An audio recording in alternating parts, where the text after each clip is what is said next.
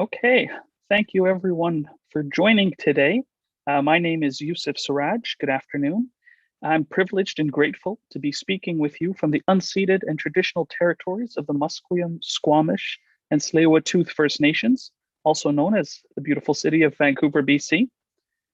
I'd like to thank our co-organizers for being here, Chris Friesen, the Chief Operating Officer of ISS of BC, as well as Bahar Tahiri, project consultant of ISS BC Refugee Hub, and Tarek Tayeb from Islam Unraveled Anti-Racism Initiative, Foundation for Path Forward, and BC Muslim Association. Tarek is also a co-founder of the Muslim Food Bank. So June 20th, 2021 marks the 20th anniversary of World Refugee Day. This year's theme is Together We Heal, Learn, and Shine. In our role as the official faith-based community convener for British Columbia, we have convened this event in partnership with ISS of BC Refugee Hub to highlight refugee successes and contributions to Canada, as well as the role faith communities, NGOs, and the government have in supporting refugees. According to the United Nations, the world is witnessing the highest levels of displacement on record. An unprecedented 83 million people around the world have been forced from their home by conflict, climate change, and persecution by the end of 2020. A disproportionate amount of these people are children, and many of these 83 million human beings become stateless people who have been denied a nationality and access to basic rights such as education, healthcare, employment, and freedom of movement. In Canada, we welcome nearly half of all refugees settled around the world in 2020. The United Nations High Commissioner for Refugees recently called Canada a bright light in a horrible year for refugee resettlement. Before moving to our first speaker today, I would like to invite and give my co-host, Bahar, the opportunity to say a few words. Thanks, Yusuf. The BC Refugee Hub is a program of ISS of BC. The BC Refugee Hub is generously funded by the province of British Columbia through the Ministry of Municipal Affairs. Thank you to the province of BC for your support and making today's event possible. Today on World Refugee Day, we acknowledge and admire the drive and determination of refugees and the contributions they make to Canadian communities. I would like to welcome our amazing group of speakers and our audience members for joining us today. Thanks. Thank you very much, Bahar. So today, our first speaker is Mary Point. Mary is a member of the Musqueam Indian Band, formerly working there as the Musqueam Community Planner and Facilities Manager. She is currently the Manager of Indigenous Relations at Vancouver International Airport, or YVR, and the Relationship Manager for the Musqueam Indian Band / YVR Airport Sustainability and Friendship Agreement. Mary is an accomplished Indigenous professional, and she weaves culture, protocol, and best practices together into strategic planning for those seeking to do business with First Nations or get to know them. She has worked throughout British Columbia for 2 decades, developing these strategic partnerships and friendships with a range of First Nation communities and local businesses. So Mary, please, thank you for joining us. We'd like to hear your voice. Hichka Yusuf, Asiam Nesiaya, Antha Mary Point, Tanitana Kumathwiam. Amitsep Kwatquilam. Honored visitors, in the language of my ancestors, I let you know that my name is Mary Point and I'm from Musqueam, and I welcomed you to my virtual space. And I'd like to ask each of you, as you join into this conference from all over the place, to think about the land that you're on and the people who lived there first. World Refugee is a great reminder to all of us that this is a time of movement. People are moving around the world to find a place of safety, to have a new beginning, or they've been displaced involuntarily as a result of war, industrialization, famine, natural disaster, climate change, as I'm sure you're all going to address. I mention all of these because welcoming newcomers to this part of the world is not new for Musqueam people. We have always been welcoming new visitors into our area for those that come with good intentions. We are the original stewards of the land, and we love nothing better than to help you feel at home and welcome. I know you were expecting my relative Rhiannon Bennett here today, and she's a great speaker, but I'll let you know that I'll just speak from the heart about my community and the things that are important that I work on as an elder, as a grandmother, and as a corporate organizer. For me, it's very important that all visitors to the area, as they begin their new lives in our territory, feel not only a sense of safety, but a sense of belonging. You belong here.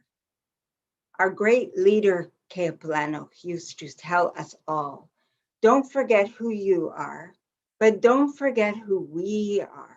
We're coming together from many communities to form one community. And if we approach our lifestyles together in this way, we will thrive. Yusuf was asking me, what does success mean to me? And to me, that's what it means. Home, belonging, safety, togetherness, community for us all. I wear orange today, I should mention, for my father, for his 17 brothers and sisters, for our many elders, and for people younger than me who attended residential school. The last residential school in British Columbia closed in 1996. This is an awakening for many who are hearing about it for the first time. It's something that we have always known.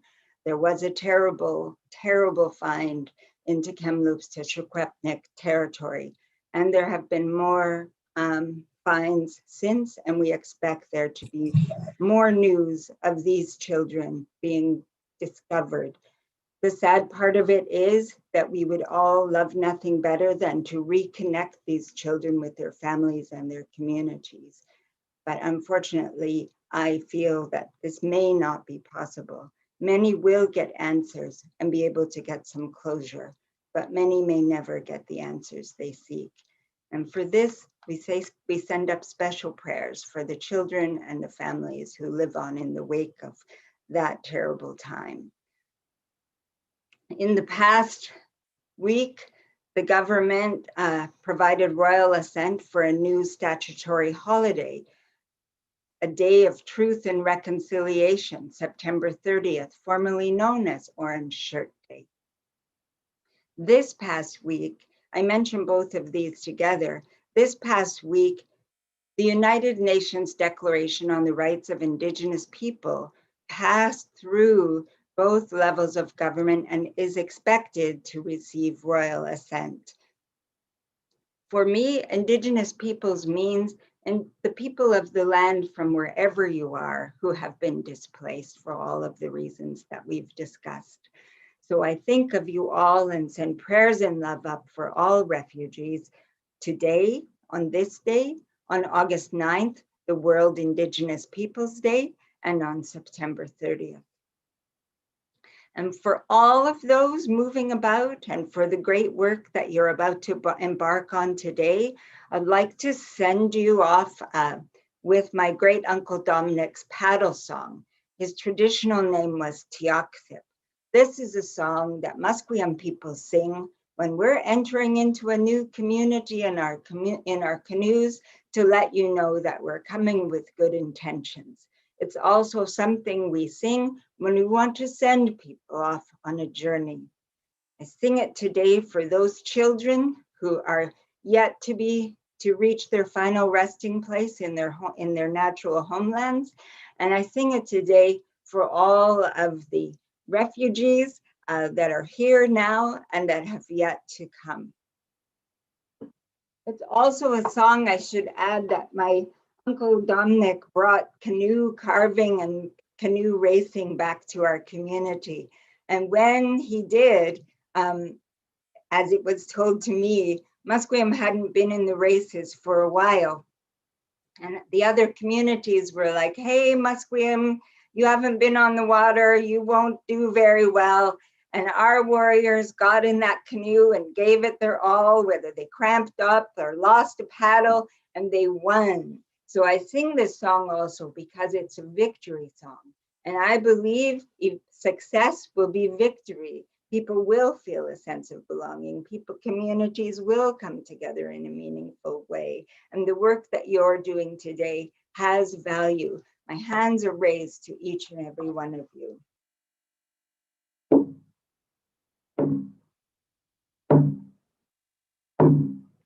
Yo, yo, hey, yo,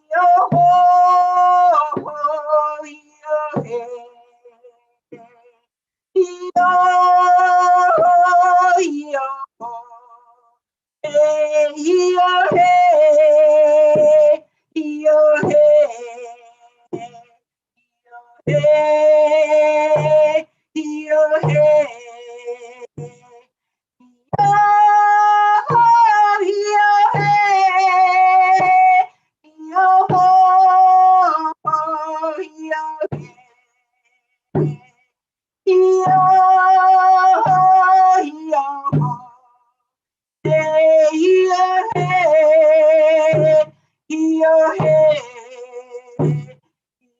hey,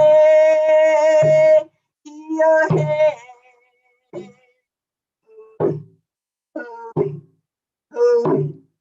Holy, yo, yo, hey, yo, yo,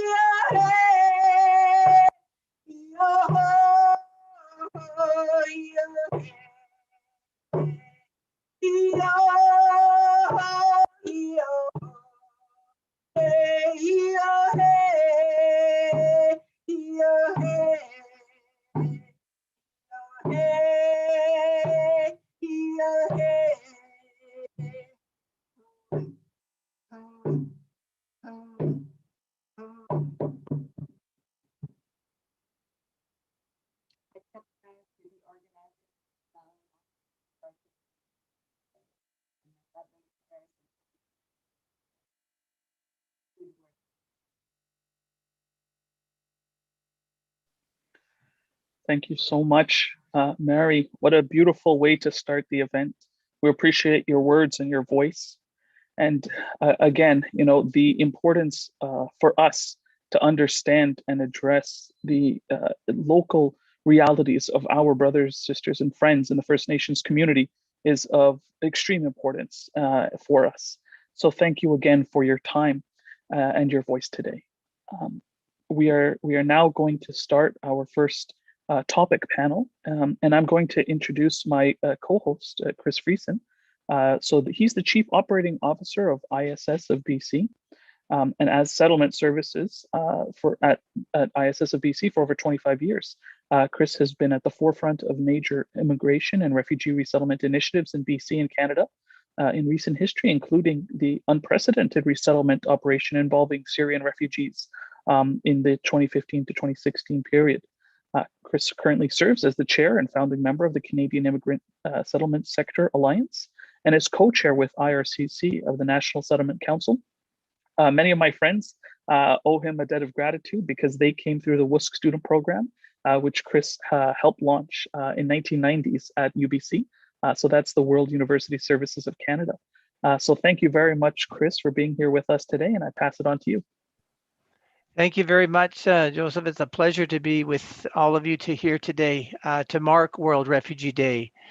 As Joseph had mentioned at the beginning, some of the staggering numbers on the global context, it's hard to imagine that a country like Canada and the population of Canada times two is what we're facing today in this refugee crisis, both with refugees and internally displaced. Canada has been at the forefront of a number of innovative responses to the global refugee crisis over many years, and is in fact the largest per capita resettlement country in the world. And through that experience over many, many years, promising and innovative practices have emerged over time. I think, though, as we embark on this panel of global to local, I think it's important to keep in mind, where are we going on a global front? Year after year, the plight of refugees unfortunately grows. The number of resettlement places is absolutely insufficient to meet the demand. Is it time to start looking for a new durable solution? For those of you unfamiliar, the UNHCR is guided by 3 durable solutions: local integration, repatriation, and resettlement. But with increased protracted refugee situations, which you're going to hear about soon, is it time for a 4th durable solution? Perhaps human development and poverty reduction that begins to provide more educational opportunities for refugees that have been in protracted situations for decades. So it gives me great honor and privilege to moderate this panel for you today. We have 3 speakers, and we're going to cover the global to the local. What's happening globally at the moment, before turning our attention to some of the innovative and promising practices, particularly during COVID, that have been taking place to support resettled refugees. So without further ado, I want to introduce our first panelist. Dr. Jennifer Hyman is currently the Associate Vice President of Research for York University.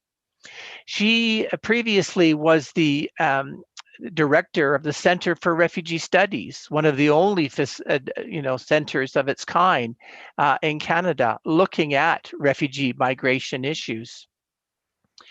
As a professor of social science and geography, her research traverses political, economic, urban, cultural, feminist dimensions of migration, focusing on people's mobility, displacement, and security.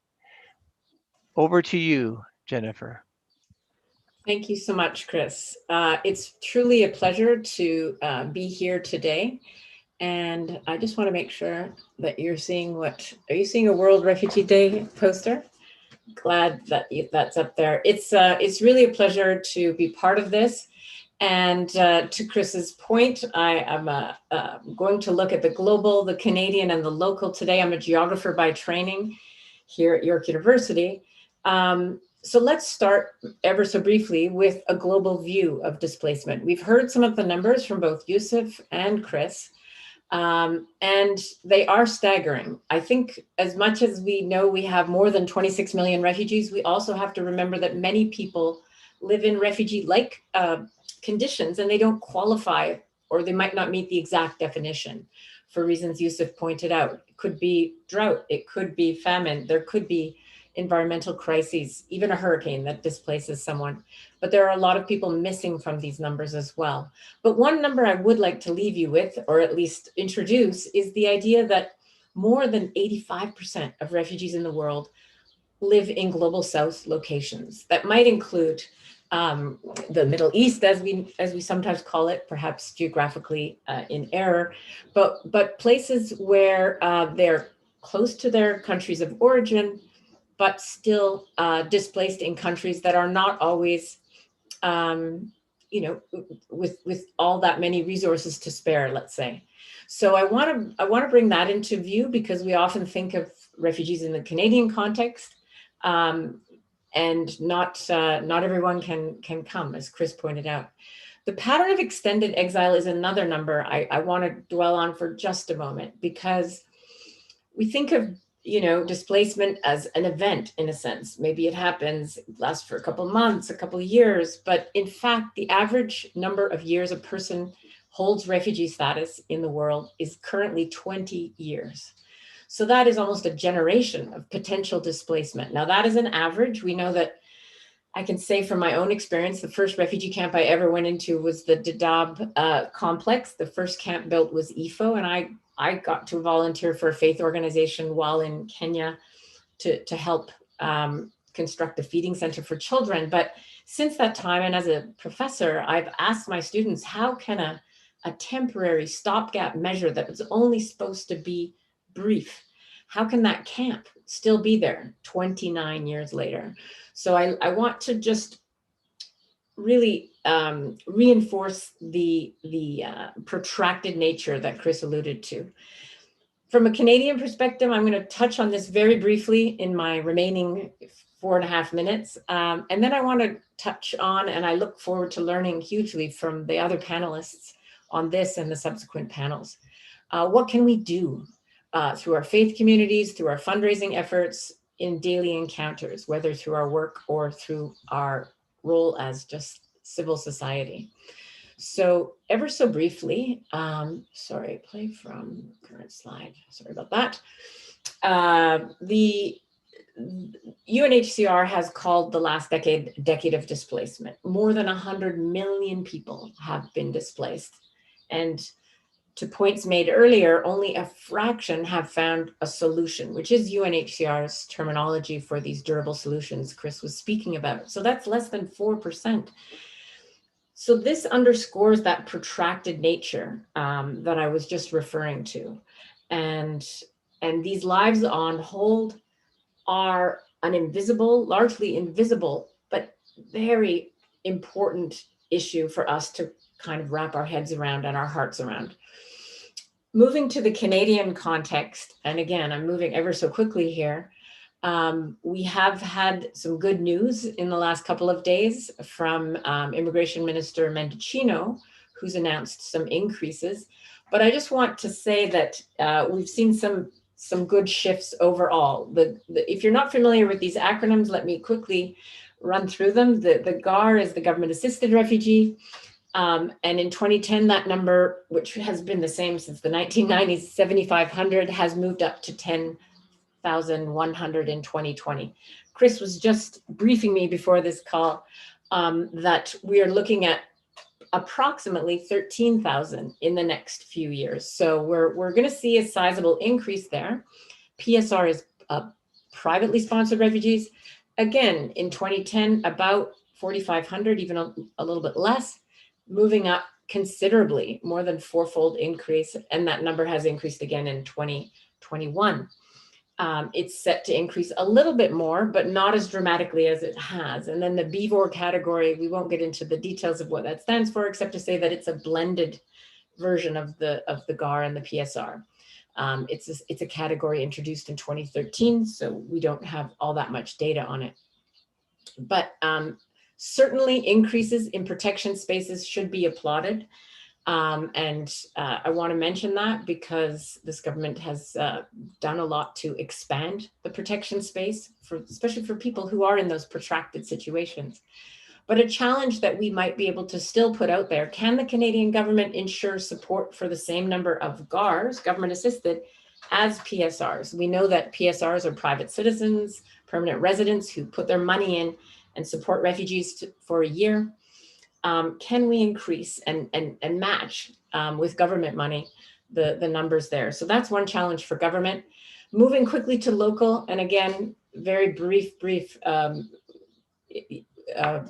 presentation. So pardon the speed at which things are going. But I wanted to introduce research assistants on a team that I'm working on that's looking at why sponsors in Canada continue, and faith communities, of course, are leaders in this effort, continue to support and sponsor refugees year after year after year. For 40 years, more than 325,000 refugees and their families have come to Canada. And what we found, what we were told by more than 100 people who came formerly as sponsored refugees or who are long-term seasoned sponsors, we might call them, is that sponsorship is a community practice. It's a way of locally enacting global social justice, connecting the local and the global through bringing a refugee family or person to Canada from a camp, from a war zone, from a place where human rights atrocities prevail. So what can we do? Just to wrap up here, we can lobby our governments for stronger refugee resettlement commitments. We can applaud them for what they have done. And I think many of us, and we're going to hear many more precise, detailed, day-to-day efforts that are happening, but funding faith-based and other organizations supporting refugees abroad, those who are invisible in those protracted refugee situations. They need our attention and our help. But we also need to unsettle ourselves and to reach out to newcomers, not just refugees, but immigrants, maybe people that we've just never spoken to, people who may be new in our community, on a daily basis. I think to create stronger communities that can combat racism and Islamophobia, we need to do more. And in the wake of the London tragedy earlier this month, I hope we will do more. Finally, to Mary's point earlier, we need to recognize the displacement of Indigenous peoples as colonial and contemporary violence, and to make change with them on the lands they share with us. So thanks so much to everyone for your attention, and I look forward to the other panelists. Thank you very much, Dr. Hyman. And staying now as we merge from transition from global to local, it gives me great pleasure now to introduce my sector colleague, Peggy Lowe, the Program Director of Success.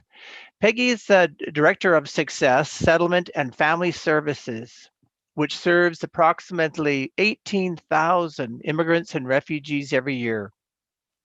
With a background in psychology and education counseling, she's worked both in senior management as well as frontline roles to support newcomers in the Greater Vancouver area. She's passionate about collaborative leadership that takes into account a trauma-informed lens and inclusive anti-oppression practices.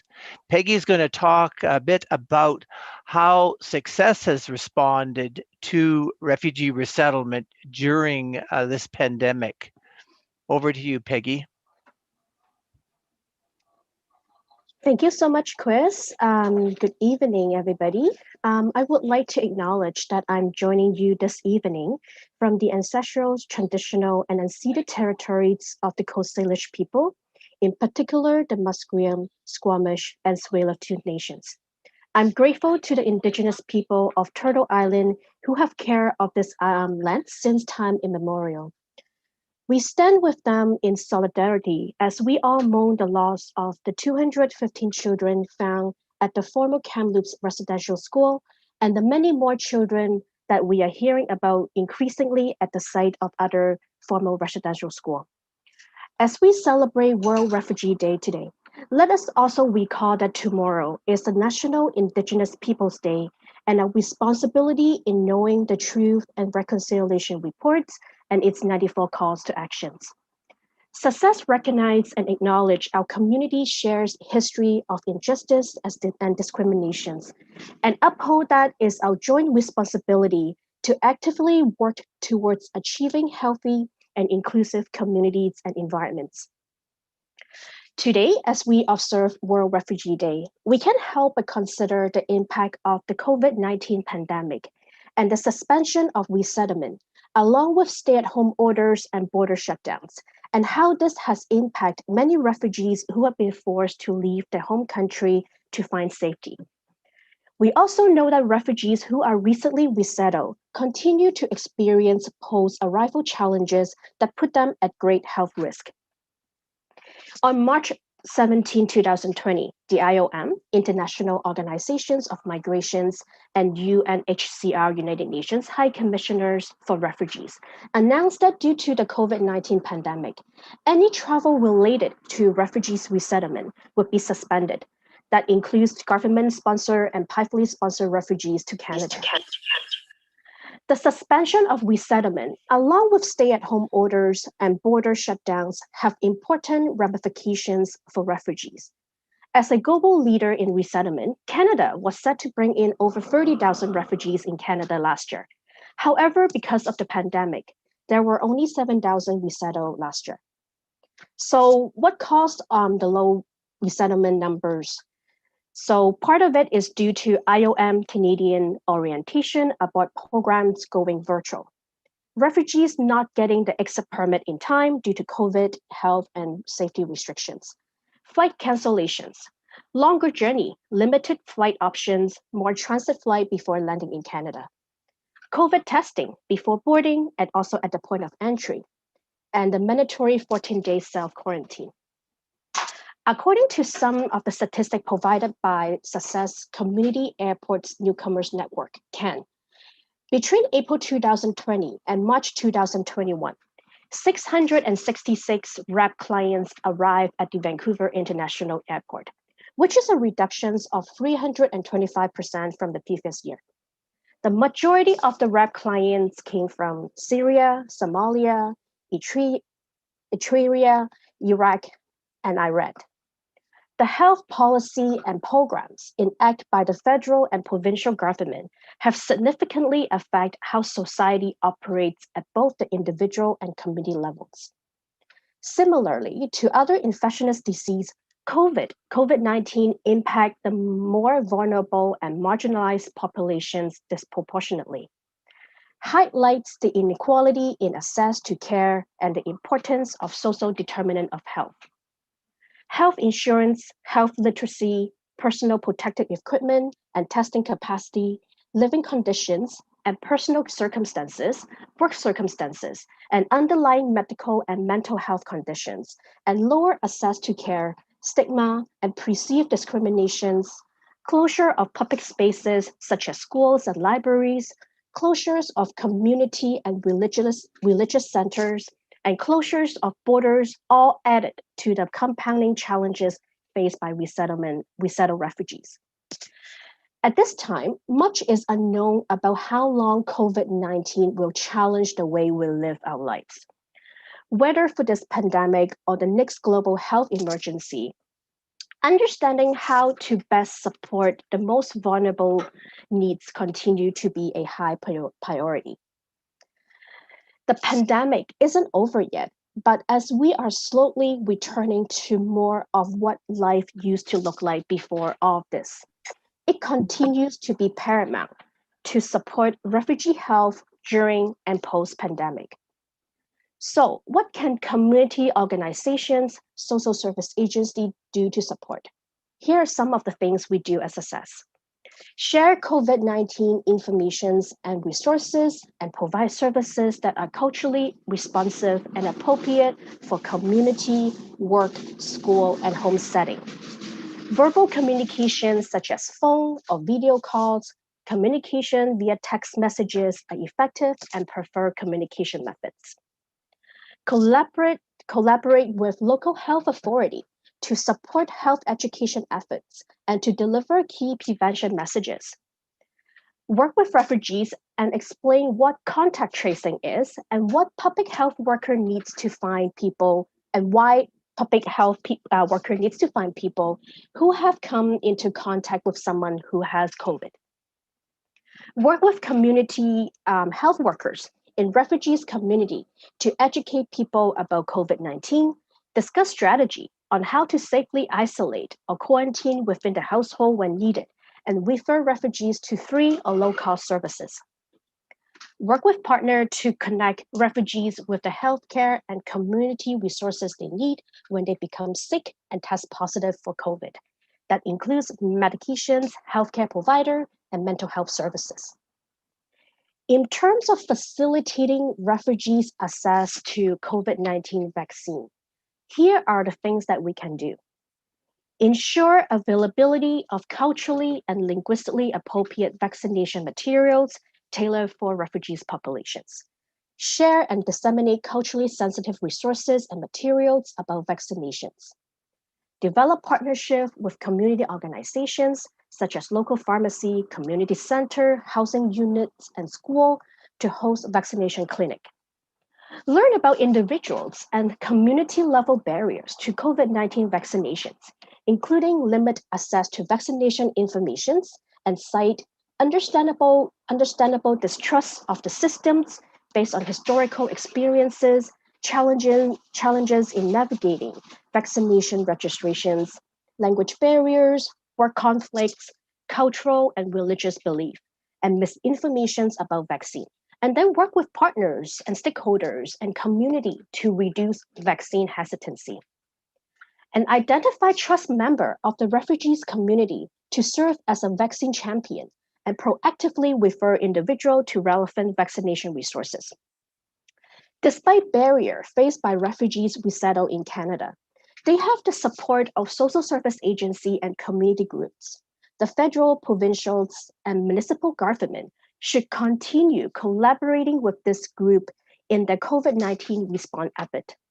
Let's continue to work together to put this pandemic behind us in a good way that takes into account the very important work of social justice that we are called to do from a trauma-informed, anti-oppressive lens.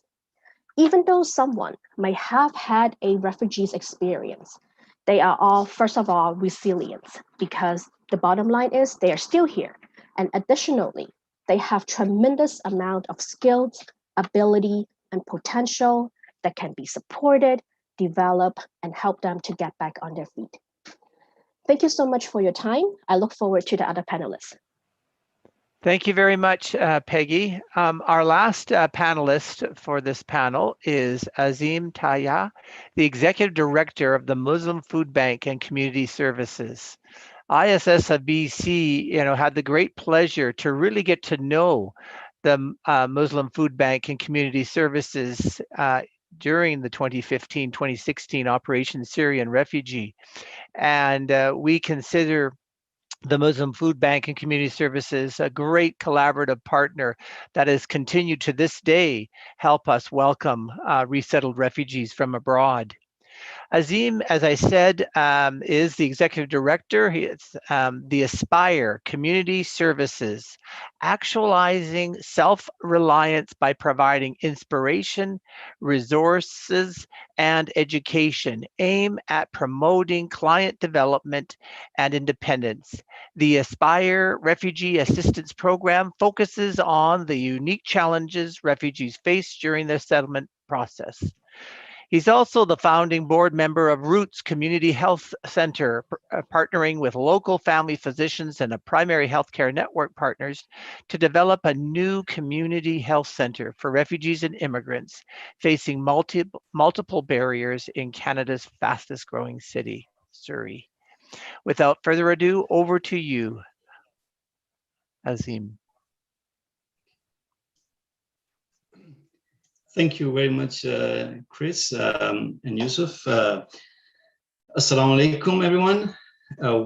We acknowledge that MFBCS is hosted on the unceded and ancestral territories of the Semiahmoo, Katsik, Kwikatlam, Kwantlen, Kaikat, and Twasan First Nations. We thank the Coast Salish peoples of Turtle Island for their stewardship and care for this land. And we also share the grief of the findings of the residential school remains of the 215 children. Today, we find ourselves in the 1442 year of the Islamic calendar. The start of this calendar marks the commemoration of Hijrah, or migration, when Muslim refugees were forced from their homes in Mecca to seek refuge in Medina. As a result, our Prophet Muhammad was a refugee. The welcoming and support of refugees, as well as the sympathy and mercy for them, no matter their faith or background, is built into the DNA of Islam. MFBCS is a grassroots community organization established in 2010 and now operates nationally in British Columbia and Ontario. Our mission is to turn the tables of hunger and provide social services support not only to our community members, but also to all Canadians. We do this by supporting our clients in becoming self-sufficient, dignified members of Canadian society, by providing immediate food assistance through our food bank operations and offering a holistic range of support services through our Aspire community programs, including advocating self-reliance by providing case management, counseling, employment, and mental health support, training, youth development, and capacity building. Our organization focuses on initiatives that revolve around addressing food insecurity, cultural sensitive interventions for mental and physical health, employment skills development, and capacity building for youth. Our social services include the case management, where we have caseworkers that are trained on trauma-informed practices, best practices to help immigrants, especially refugees, to go through the various challenges and settle down and become self-reliant. Counseling on mental health issues, employment readiness programs, refugee youth and senior support, and special needs support for at-risk populations. MFBCS has been helping refugees since 2010. As Canada, as Jennifer pointed out, Canada has been involved in settling refugees for many years, for decades. And when huge number of refugees arrived from Syria in 2015, 2016, MFBCS has been one of the organizations at the forefront of helping majority of the Syrian refugees adapt and resettle in BC. From initially helping with immediate necessities through our food bank to setting up comprehensive programming towards creating financial self-reliance and employment readiness. With hundreds of active volunteers, we've managed to help over 80% of Syrian refugees in BC and extensively collaborate with local partners, including ISSBC, Success, Diversity, Work BC, and BCMA, Guildford Islamic Center, and different organizations addressing the pressing issues of that refugees face. Alhamdulillah, many of our clients are employed in different organizations. Some have started and established successful businesses, and others are working in the not-for-profit sector, assisting others. These enormous efforts have been formally recognized by various municipalities, our Premier Horgan and Prime Minister Trudeau. Non-profits are very much the immune system of our society. When compromised, the chaos, hardships, and uncertainty that erupts as a result can directly contribute to difficult situations. We generally serve an essential role in keeping our communities' health, education, economy, and outlook on an upward trajectory. However, the positive impact we play in times of crisis is now all the more necessary. The current pandemic, as stated by the previous speakers, is stressing out our communities, and especially our not-for-profit sector and MFBCS in numerous ways. The well-being of staff, volunteers, elders, the sick, newcomers, and those living paycheck by paycheck must remain our top priority. But amidst the confusion and fear, demand for services is surging and resources can easily become overextended. This pandemic for some conjures flashbacks to traumatic survival experiences in refugee camps. Thousands of refugees across the lower mainland rely on us to fill in gaps in accessing the latest information on how to best navigate the pandemic, particularly when dissemination of information about the virus is often conducted in advanced English by officials through online mediums. Mental health wellness is very important, especially during this pandemic, as we see an increase in people struggling with mental health and anxiety. Our team of frontline social workers, counselors, and caseworkers are working very hard in this area. We keep persevering in our mission to support refugees. Our personal and organizational beliefs are what have kept our team focused on supporting those vulnerable members of our community. I would like to thank all the frontline workers, including our staff, volunteers, and partner organizations and agencies, for continuing to work very hard all through the COVID-19 pandemic. We have not closed our doors even in the earlier days when there was so much uncertainty. I want to thank each and everyone for giving me the opportunity to talk about the Muslim Food Bank and Community Service Society. And at this point, I hand it back to Chris. Thank you. Thank you very much. Thank you. So that concludes our first panel this evening, and I will pass it on to Joseph, who will be moderating our second panel. Over to you. Thank you so much, Chris. That was excellent, everyone. Really appreciate you sharing your voices. Just to introduce the second panel, I'm going to let Bahar do that, and then I'll take it from there. Great, thank you. Thank you, Chris, for that first panel. What a dynamic group, and we learned a lot of what's happening locally and globally. I'd like to introduce the moderator for our next session.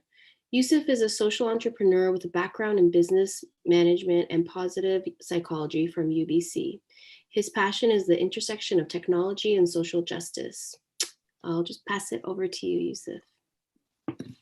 Thank you so much, Bahar. And in my social work with the Islam Unraveled Anti-Racism Initiative and Foundation for a Path Forward, as well as the BC Muslim Association, one thing I've found is that in a lot of the NGOs here in BC, there's such amazing individuals. They are people who are dedicating their time, their energy, their lives to supporting others. Many of these organizations are based on faith community principles. The topic of today's panel is actually, or the second panel today, is Interfaith Communities' History of Supporting Refugees, as well as the importance of doing so to these faith communities. As Azim mentioned, one of the seminal moments in Islamic history was when the early Muslims became refugees themselves, including the Prophet Muhammad, when they left from Mecca because they were being persecuted to Medina to receive safety. Other faith traditions have similar events in their founding. For instance, in Judaism, very famously, the incident of the Exodus, where Moses, peace be upon him, brought the Jewish people out of Egypt to seek safety and security. Or even later on when they returned from Babylon after being sent there as refugees when the Romans invaded. In Christianity, the early Christian apostles and prophets, they were sent out of the Holy Land because of the events following the time of Jesus Christ, peace be upon him. Many resettled in Turkey, as many refugees now do today as well. So there's a shared history of addressing concerns from faith perspectives because many of our faiths have experienced that. I'm going to now introduce our first speaker for this panel. So Rianne Walker is the lead minister of St. Andrew Wesley's United Church. She is, which is in downtown Vancouver. She brings a love of nurturing and the spirit of development to those around her and is passionate about the power of spiritual practice and community to transform suffering in both our local communities and communities over the world. Rianne has a Master's of Public and Pastoral Leadership from Vancouver School of Theology, an MA in Philosophy, Religion and Literature from Sussex University, and a BA in Philosophy and Creative Writing from UVic. She's also previously served as lead minister at Heartwood Community Cafe, which was an LGBTQ social enterprise run by Trinity United. We're very honored to have you here with us, Rianne. Please, let's hear from your voice. Thank you so much. And I'm so honored and touched that our church is able to be part of this panel and to hear about the good work that is going on. Thank you for including us. And I am located in the traditional and unceded territories of the Semiahmoo Nation, like Asim. And our church is located on Coast Salish land, the Musqueam, the Squamish, and the Tsleil-Waututh. And we hold those communities in prayer and in reconciliation. So Yusuf, thank you. You did sort of bring about what all of our siblings, our Muslim siblings, Jewish siblings, where we all have these stories around refugee, but we also, I think, share the spiritual practice of hospitality and how greeting the stranger, we encounter the Holy One in some form. And so that sense of kinship through hospitality, I think, perhaps is one of the reasons faith organizations are drawn to support refugee work. And I'd like to talk a little bit today about why St. Andrews Wesley has gotten involved in what we've been up to. So I'm representing really a group of 14 tireless volunteers in our church who have been doing this work for about 11 years. And one of the advantages of being the United Church of Canada at the moment is that we, as an organization, have had some concentrated involvement with refugee sponsorship since the 1970s, where we engaged in that work in response to the migration of Vietnam War refugees. And in that time, the government of Canada made the United Church of Canada a sponsorship agreement holder, and that was centralized through the national office in Toronto. But practically speaking, what that means is that whether you are a church of 30 people in northern BC or a church of 400 in Vancouver, you have some of the administrative support and resources to sponsor a refugee and manage the demanding and sometimes confusing paperwork and procedures that it takes. it also means that as a church, we can be poised to support and accompany refugees when crisis strikes. And so, for example, in 2015, in the beginning of the Syrian refugee crisis, the government of Canada was able to provide access to us for 750 refugees right in the beginning, and for that call to go out across the country to United Churches. Our particular journey, though, began in November of 2010 when there was an urgent call to sponsor a Palestinian family living in the Al Hol refugee camp in Syria. And our current team leader, former educator Donna Scora, just felt called to gather folks in the congregation right after the worship service to see if there was enough people to make a team. And there most certainly was. And so because of her, we have a very active team of 14 people who work on sponsorship and accompaniment. And to date, those folks have sponsored 15 refugees from Syria, Iraq, and Uganda. But one of the interesting things that we noted in that work is, much like all of us, I think we all thrive in the support and love of community. We noticed there was some additional work we could be doing too. So we started to come into contact with people who were government sponsors and who maybe had arrived already, but maybe didn't have the community supports around them. So we increased that work to providing accompaniment to 20 newcomers. And those folks were from Syria, Afghanistan, Uganda, Brazil, Nigeria. And a lot of that role was, connecting people to education or childcare if it was a family, housing support if they were LGBTQ. It was introducing them to other LGBTQ community where they knew they would be safe and accepted. And so we've learned some beautiful lessons about just humanity, about how we all need that friendship and that safe place to cry, to talk, to dream. And so that's been part of the work as well. We currently have 8 people that we're desperately awaiting during this COVID time, as many of you have spoken to. The sponsorship process is taking much longer. And so right now, members of the team are calling or texting or emailing the sponsorees during this time to help them know that we are still thinking of them, working on their application, and looking at housing, looking at education support, so that they know when they get here, we are excited and ready to support them in their transition. So if you're somebody listening to this panel and you've never sponsored, in addition to the paperwork, what happens generally in our case is once we get confirmation that someone's arriving, the team kicks into gear, secures accommodation, furnishes the apartment, goes to the airport to pick people up, and plans the welcome potluck. And in that first week of arrival, a lot of the support is quite practical, getting ID, social insurance number, and orienting folks to the transit system or the grocery stores. And really understanding that each person that arrives is bringing their own goals, their own hopes, their own skill sets, and also their own traumas. And we've really benefited from having a former social worker on the refugee team. 2 other quick pieces. One, our church, as Yusuf mentioned, supports the full inclusion of LGBTQ plus folks. And so the Canadian government has been asking us to accompany LGBTQ plus refugees as part of the sponsorship program. And this has been a beautiful match for us. We have a LGBTQ group in the church, and of course on our board and in our committees as well. And having folks who can provide some specific context about what it's like to be out in Vancouver, and to be able to talk to specific service providers and supports that are for the LGBT community has really been a great bridge. And we're feeling very passionate about this work because I know many of you know, but just for perspective, 77 countries worldwide criminalize same-sex activity, 7 of them with the death penalty. And we've heard from the refugees that we sponsor many personal stories about how they're at much higher risk for persecution, sexual and physical violence, and attacks in the camps and when they're in these transition states. And that's even from their own families as well. So there's some extra urgency there for us. finally, we've been really lucky. There are so many organizations, as we see on this call, that make great partners who can provide us with information that we might not know, and vice versa. And so when we're working together, we really see the profound effect of that.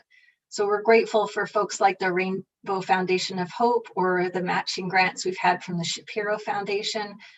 And one of our key partners now is Rainbow Refugee Vancouver, who's been a huge force for good, both in terms of helping with paperwork and support, but they're just also tireless in terms of working on the issue.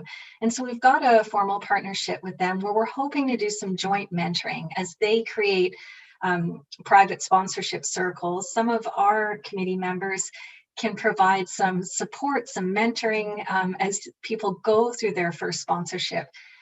And also it can provide some time for us to all grow and share these skill sets. And I think that's really, really critical. As I mentioned, we are waiting for 8 people that we really hope will start to arrive by the end of this year. And we're continuing to raise money. We've committed $340,000 for the next 3 years of sponsorship. But if anyone is considering it from a personal point of view, maybe I'll leave on this. When I ask our volunteer refugee team what they've learned from refugee sponsorship, it almost always brings them to tears because we are changed by each other. It's very clear that the roles could easily be reversed. And I think the spiritual nature of this work is that it puts us in touch with what I think is our essential humanity. Refugee sponsorship is most definitely not charity work, it is justice work. And it's believing that we as a collective community have the ability to right the moral wrong that anyone should have to flee for their life from their place of birth or community.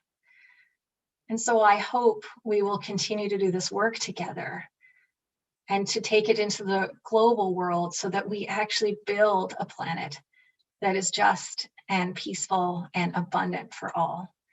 Thank you so much for having me on this panel tonight. Thank you, Ram. It's amazing to have you and the awesome work that you're doing. It's so appreciated. I'm sure that one of the things that it's powerful. It's when people from other cultures, communities, orientations, backgrounds are helped and supported by people who might not share their beliefs or their previous understandings or things, but out of love and humanity and their own principles do. In the Bible, in Exodus, I think it's 23 something, 9 maybe, it says, do not oppress a foreigner. You yourselves know how it feels that you used to be foreigners, right? So to have that connection is it's very awesome. And we appreciate you sharing your words with us today. Thank you. And to continue on with this important theme, I'd like to now introduce our next speaker, Mufti Asim Rashid. Mufti Asim is an internationally renowned Islamic scholar and speaker. He is the founder of Al Ihsan Educational Foundation here in British Columbia, which offers one of the only higher level Islamic education programs in BC and on the West Coast, actually. Mufti Asim is also the founder of Islam Unraveled. We are an anti-racist education and engagement organization which encourages communities to learn and live together in peace. Mufti Asim, please go ahead.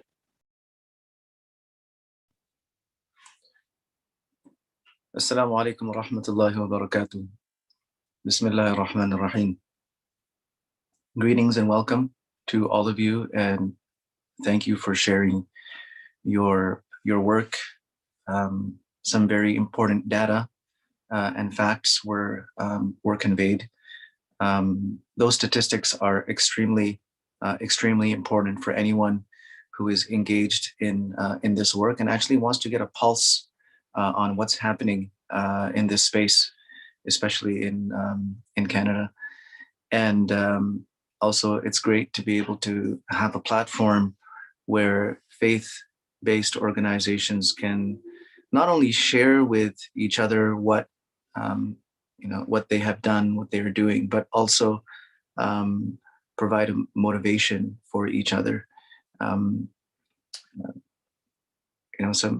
really great work and accomplishments, achievements have been shared, and I hope that going into the future there can be more collaborative efforts between faith-based groups, because ultimately, in my mind, interfaith dialogue is most useful and most productive when it brings people together for specific projects that they're good for humanity, for society, or a specific sector of society. They're providing real value to people outside the organizations, and not just for people to sit down and talk. And that's always a great thing. But there are so many urgent causes, as we speak, that there's so much work that we must do and that we need to do, and a lot of it requires collaboration between organizations. And as the previous speaker rightfully said, that there is definitely a very strong spiritual element when it comes to dealing with refugee crises around the world, where each religion has its own sort of set of teachings that not only promotes looking after people that are in some form of distress, but it also renders it to be a moral obligation to look after those people. I'll give you a couple of very quick references from the Islamic tradition. Muslims' first experience with migration was when they had to leave Mecca due to religious persecution. But this is not what is famously known as the migration. That the hijrah in Arabic, it's called. The first exposure to being immigrants was when the Muslims had to leave. A large number of them had to leave and go to Africa from Mecca. And because the persecution in Mecca had gone to a level where it was not possible to tolerate it for many people. It was basically either leave Islam or be killed, and many people were killed. So the Prophet Muhammad, peace be upon him, told his people that, look, you can migrate, or you should migrate to Abyssinia, which is modern day Ethiopia. And he said, there's a just king there. This king is fair. He looks after people. He does not discriminate, even though Abyssinia at that time was a completely Christian country. But the Prophet, peace be upon him, praised him for his care, for his humanity, for his justice. He's not going to discriminate between people because of their religion. He gives everyone the same type of importance. And so the Muslims migrated. After a few years, they did come back. In one case, there was false news that was sort of spread out in Abyssinia that everything is okay, you can come back. And this was an effort on behalf of the oppressive forces in Mecca to bring these people back and then kill them. So when they came back or on the way back, and they found out nothing has really improved, so they went back again. Then it was a few years after this that the Muslims were told to migrate to Medina, and so now you have Muslims that are once again going through the experience as migrants themselves, but then on the other side also you have Muslims that are welcoming them, and the experiences that are documented about that time, how difficult it was for people to leave their countries. And it's very much the same in many parts of the world where we are receiving immigrants from, that there are people that are bent on persecuting them, taking their lives, hurting them, destroying them, and making the process of leaving and getting out of that extremely, extremely difficult. So there are hundreds of incidents in our history where people were simply not allowed to go, but they persisted, they persevered, they endured all kinds of things. And so on one side, getting out of that situation, on the other side, coming to Medina, which had become like a hub immigrants. And the people of Medina had actually invited the Prophet Muhammad, peace be upon him, and all his followers in Mecca, and they really they did extraordinary things. At that time, and for a long time afterwards, there were no hotels, motels, or any kind of what you might say state-sponsored accommodations. It was just everyone is looking out for everyone else. So the people in Medina, they not only welcomed these immigrants from Mecca, but rather they divided their wealth. They would give them literally half of their property, half of the money they had. They would make them as partners, 50% partners in their businesses. They would give them their land, half of their lands. It was just incredible, the amount of hospitality that was displayed at that time.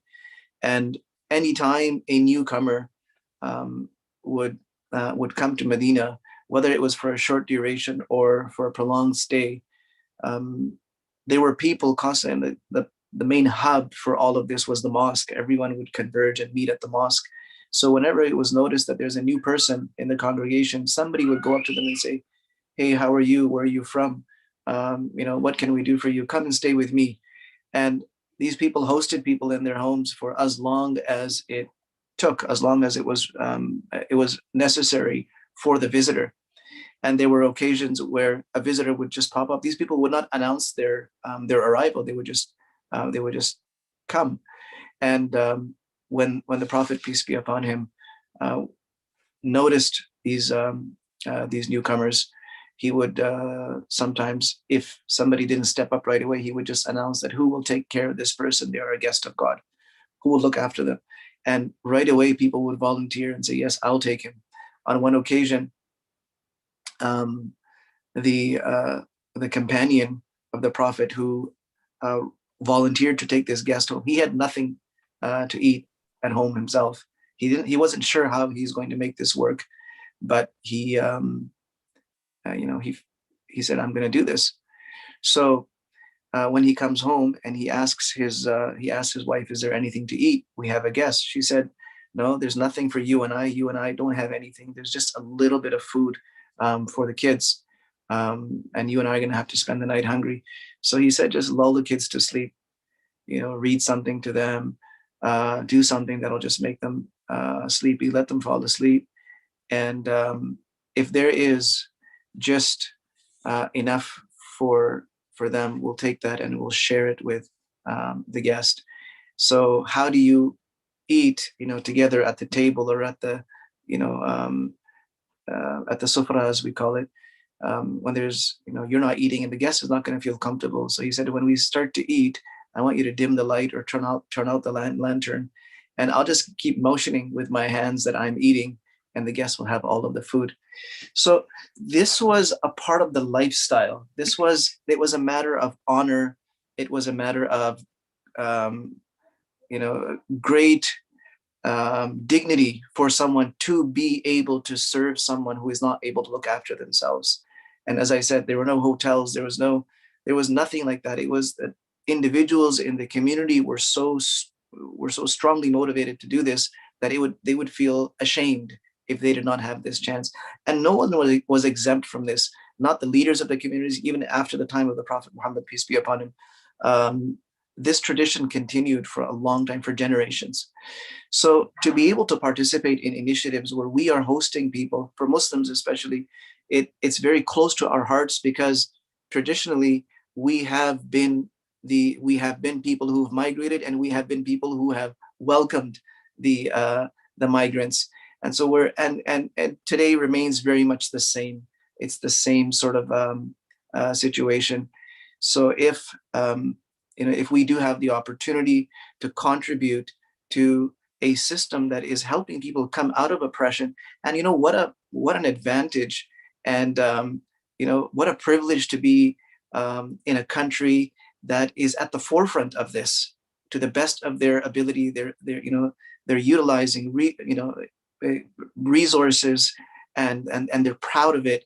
And really, that's one of the things that, we feel very, very proud to be a part of.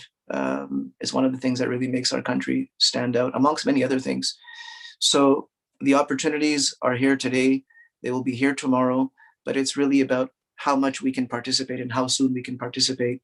And really, we should, our message to the people around the world is that, we're not welcoming you because we think we're better than you or because we might have some advantages over you. Absolutely not. These people, some of the people that are fleeing from these countries are extremely wealthy in those countries. They're extremely well off. They're very prominent people in their communities. When we go and we meet them and we learn their backgrounds, some of them are extremely educated. It's just a matter of us connecting with them at the level of human beings and showing them that, look, this experience of yours has been traumatic. It has been devastating in many cases. You've seen a lot, but you are in no way less than us. And we welcome you with open arms. And you've been doing wonderful things in your homelands, and we're sure that you will be great, productive and contributing citizens of our society as well. So those were just a few thoughts and a few reflections. Thank you, Yusuf, for bringing me in on this platform. Honored to be here. Thank you very much. Have a great evening. Shukriya, Mufti Asim. It's always a pleasure to hear your voice and your perspective and to share from the heart your feelings. I think everyone enjoyed that and the lessons that our faith teaches and shares. For instance, I'll share with everyone, there's a saying of the Prophet that the most beloved to God are those who are the most beneficial to people. So that's everyone on this call today. So you are beloved to God in the actions that we're doing. And we thank you, Mufti Asim, and we thank all our speakers for what they have been dedicating their lives to. Our next guest, and who I'm very excited to have here with us all the way from Toronto. So it's very late for you, Elise, but appreciate you being here. So Elise Herzig is the Executive Director of JIAS Toronto, which is the Jewish Immigrant Aid Services Toronto. It is a community and government supported settlement agency that welcomes, supports, and helps integrate diverse immigrants and refugees to build a strong and inclusive Canada. Just as Mufti Asim was just saying, which values all newcomers. JIAS Toronto is the only Jewish settlement agency with sponsorship agreement holder status in Canada. This status gives them the ability to work with Canadian citizens to sponsor refugees. And since 2015, they have worked with over 25 synagogues across the country and other generous community partners to bring over 350 refugees to our safe haven here. Elise, please, it's all yours. Thank you so much, Yusuf. And it's really a joy to be on this panel today. Wow, it's World Refugee Day. And I am a daughter of somebody who came to Canada as a refugee. My father was a Holocaust survivor, and the UN declared that he and his family were refugees before they came to Canada. So I feel that I'm in a very special place speaking with these wonderful speakers, and I find listening to all of them, I hear a lot of stories that are very similar to the work we do at JIAS. So first of all, I think that the people that came together today, while we might come from different backgrounds and live in different cities, we all work in sacred spaces where we have a deep caring and love to help others. And I think we oftentimes focus on our differences, but this ability to want to come together to do good and to help others in need is really something that binds us in a way, as Mufti Asim said, it brings us when we're helping the vulnerable. I think it really elevates all of us. There are a lot of lessons that we can learn from each other. And when I was listening to Mary Point speak from the Indigenous lens, the Indigenous ways of knowing and their knowledge really teaches us a lot about building community and respecting each group for their individuality and their cultures. And this is what we do every day at JIAS Toronto. We were founded close to 99 years ago to help refugees that were fleeing Europe from persecution, Jewish people leaving primarily Eastern Europe. Today, close to 100 years later, we help refugees from around the world trying to find a safe haven, which we're so proud of, that is Canada. The lessons that we've learned from the refugees that came to Canada after the Holocaust are the refugees who've gone through the traumas that they have, and many of them are still going through trauma. They need to have three things to really help adapt in their new place in a healthy way. They need a sense of safety, they need a sense of control, and they need to feel like they've got an opportunity to make choices. And we use this trauma-informed lens in all the work that we do, in all the programming we do, and all the support we do. I think as one of the speakers was saying that while we focus on the vulnerability of the refugees, there is tremendous resilience in the people that we see, tremendous hope for the future. And I can say with full certainty that every single one of our staff members and our volunteers that work with the refugee community all feel elevated because of the work that they do, and they become better versions of themselves. And in many ways, I think the type of Canadian that they want to be. The work that we do, while we have an incredible team of frontline workers that support refugees, and whether it's the people that we have that through the process of actually helping the sponsorship of refugees to helping people before they come here and the families that come here once they're here, and we do a lot of work with government assisted refugees, the GARs. One of the things that's very clear is that we can't do this alone.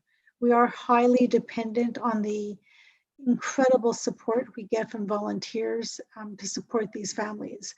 And this is really what I call the welcome wagon, these communities that come together. And I love the fact that we've got one group we work with that has 105 people on their WhatsApp group.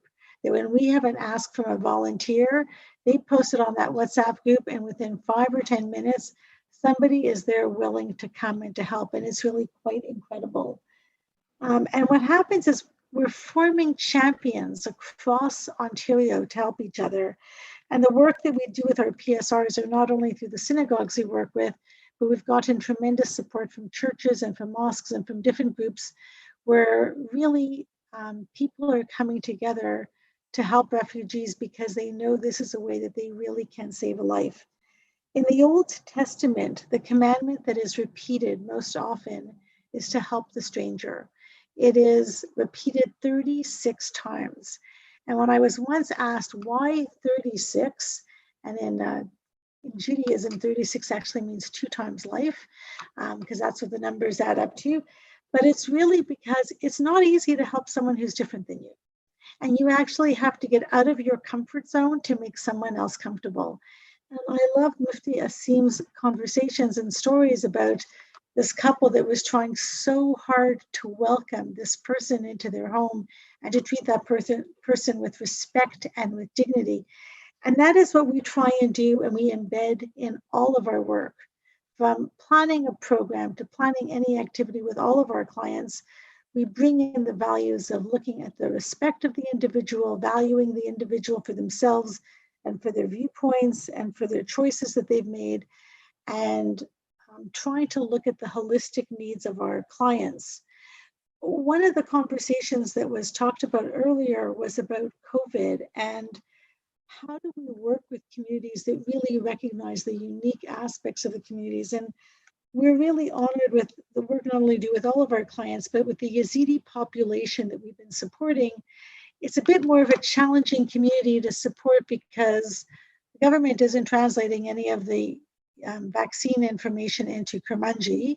Many of our clients are illiterate, so they can't read Kurmanji.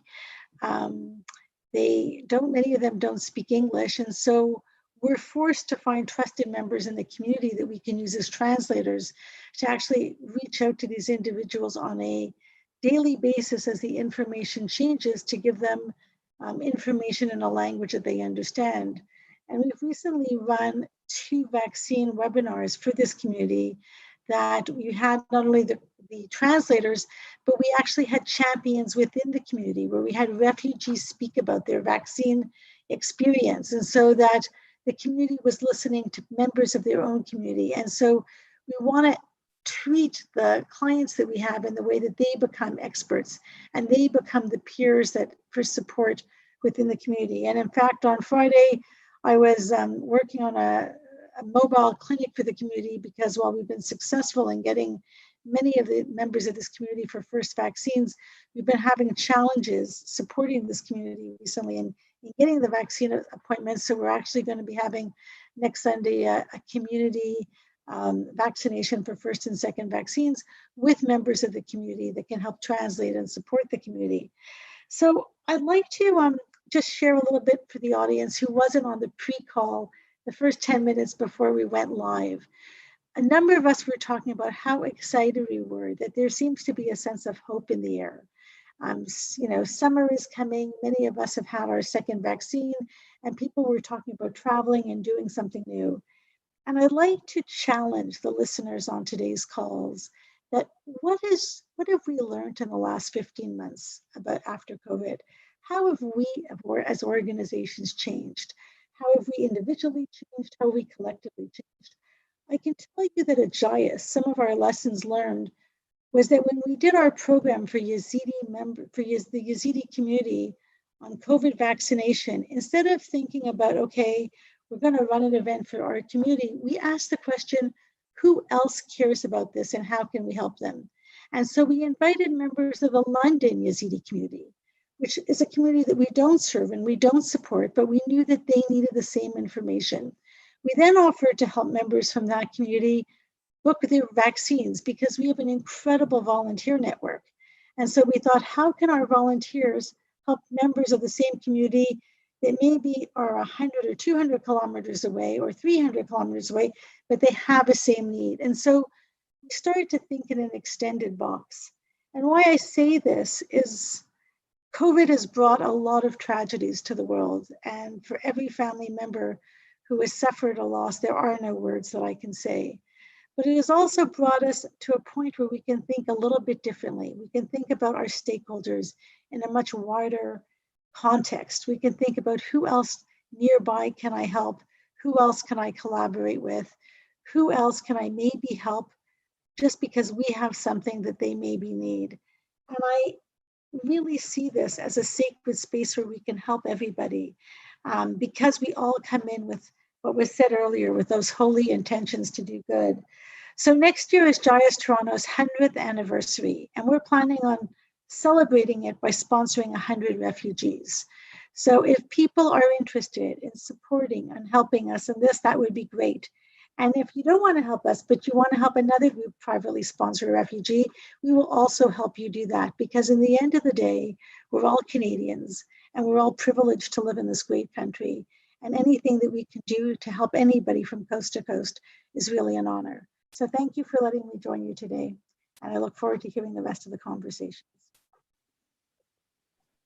Toda, Elise, thank you so much for sharing your voice. Again, the Jewish community has done so much in Canada for refugees, and it's been a strong voice to encourage the government to continuously bring in more. Interestingly enough, in the Talmud, we find a striking teaching within a seemingly mundane legal discussion, which for those of you who are familiar with the Talmud is pretty common. So this is basically regarding the width of pathways, right? It's a common thing in just city development, but rabbis taught that a private path should be 4 cubits, a path from one town to another should be 8, a public road 16, but a road to a city of refuge should be 32. So the great Andalusian Jewish thinker Maimonides said that the court is obliged to straighten roads to cities of refuge, to repair them, to broaden them. They must remove all impediments and obstacles, and bridges should be built over so that as not to delay one who is fleeing to a city of refuge. So there is this kind of deep understanding within the Jewish tradition to do so, to help and facilitate the ease of passage for refugees. Before moving on to our next panel, there's just one thing I wanted to talk about. In one of the roles that we have here with the BC Muslim Association, actually, I'm the Assistant General Secretary there. My colleague on the line, Tariq Tayyab, is a Vice President. We've been honored to support over 60 refugees resettlement paid for ourselves through the organization. to bring them here to British Columbia, to help them with the religious services, with the religious needs. Many of them actually were not Muslim. So what we try to do is follow through on this initiative of helping to bring forth the caring people in Canada to support the most vulnerable people across the world. The BC Muslim Association is actually the largest Muslim organization in British Columbia, representing the majority of the province's 100,000 Sunni Muslims. And what we've seen in our cousins organizations in the Jewish community, in the Christian community, in the Sikh community, is this real desire to support the most vulnerable people. And I feel that our faith traditions are what really empower us. I know in the BCMA it does, and I'm sure in other organizations, to keep working in light of a lot of the challenges and darkness in this world, like to have that inner strength, that inner light. You know, I want to thank all the volunteers at the BCMA, our wonderful Director of Social Services, Brother Shaukat Hassan, who is unable to make it here today, but dedicated his life. The man is, I believe, in his early 80s and still 10, 15 hours a day working. So, you know, there's amazing people out there, and I'd love, you know, if everyone can connect with each other, hear each other's stories to help inspire and find solutions. On that note, you know, we really want to highlight what success means for refugees from refugees. So the local perspectives. Today is World Refugee Day, and we're honored to have 5 refugees with us. And the moderator for this panel is my friend Bahar Tahiri from ISS of BC, BC Refugee Hub. She'll be moderating the final panel tonight. So just a bit about Bahar. As a former refugee, she's passionate about advocating for newcomer refugees and aims to ensure that refugee voices are heard and included in program design and delivery, which is a very important concept that includes concepts of anti-racism, inclusion, diversity at the systemic level. The BC Refugee Hub is a one-stop shop capacity building information and training resource for those who are working with and supporting refugees in BC. So for everyone on this call, it's a great resource, and we encourage you to connect, and we'll make that connection as well. But Bahar, please go ahead. Thank you, Yusuf.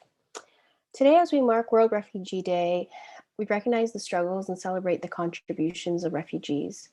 Canada has a strong tradition of welcoming refugees. Many refugees come fleeing war and persecution and have to learn a new language and adapt to a new culture. However, an examination of the results over the past 30 years shows that not only do refugees benefit from safety in Canada, they also embrace the opportunity to build a better life and contribute to the country's economy and society. Data shows that refugees positively contribute to the communities in which they settle. While refugees may have entered Canada needing protection, their situation improves over time, allowing them to achieve outcomes similar to other Canadians, like starting their own businesses. Refugees create jobs for both themselves and other Canadians. 14.4% of refugees are self-employed or business owners. Additionally, refugees embrace Canada and are committed to their communities. They have the highest citizenship rate among all immigrant categories at 89%. These are all positive results linked to the Government of Canada's policies of welcoming refugees and promoting inclusive communities. In this panel, we would like to draw attention to the experiences of former refugees who are making positive contributions to Canada and to their communities locally. Our panelists today have paved their own way to success and now give back to their communities with their empowered voices. I welcome you to be inspired by the success stories of our panelists, enriching our communities and making a difference in our lives. Our first speaker today is Salim Spindari. As a former refugee, Salim has been active in advocating for refugees, immigrants, migrant workers, and other marginalized groups. Salim has presented and continues to present on refugee and migrant worker issues at conferences and forums. He addressed the Senate's Committee on Human Rights and the House of Commons Standing Committee on Health about the resettlement of refugees and the services needed for vulnerable groups. Salim has been involved in various working groups, committees, and boards at the municipal, provincial, and federal levels. He is the recipient of the Service Recognition Staff Award from AMSA. Welcome, Salim.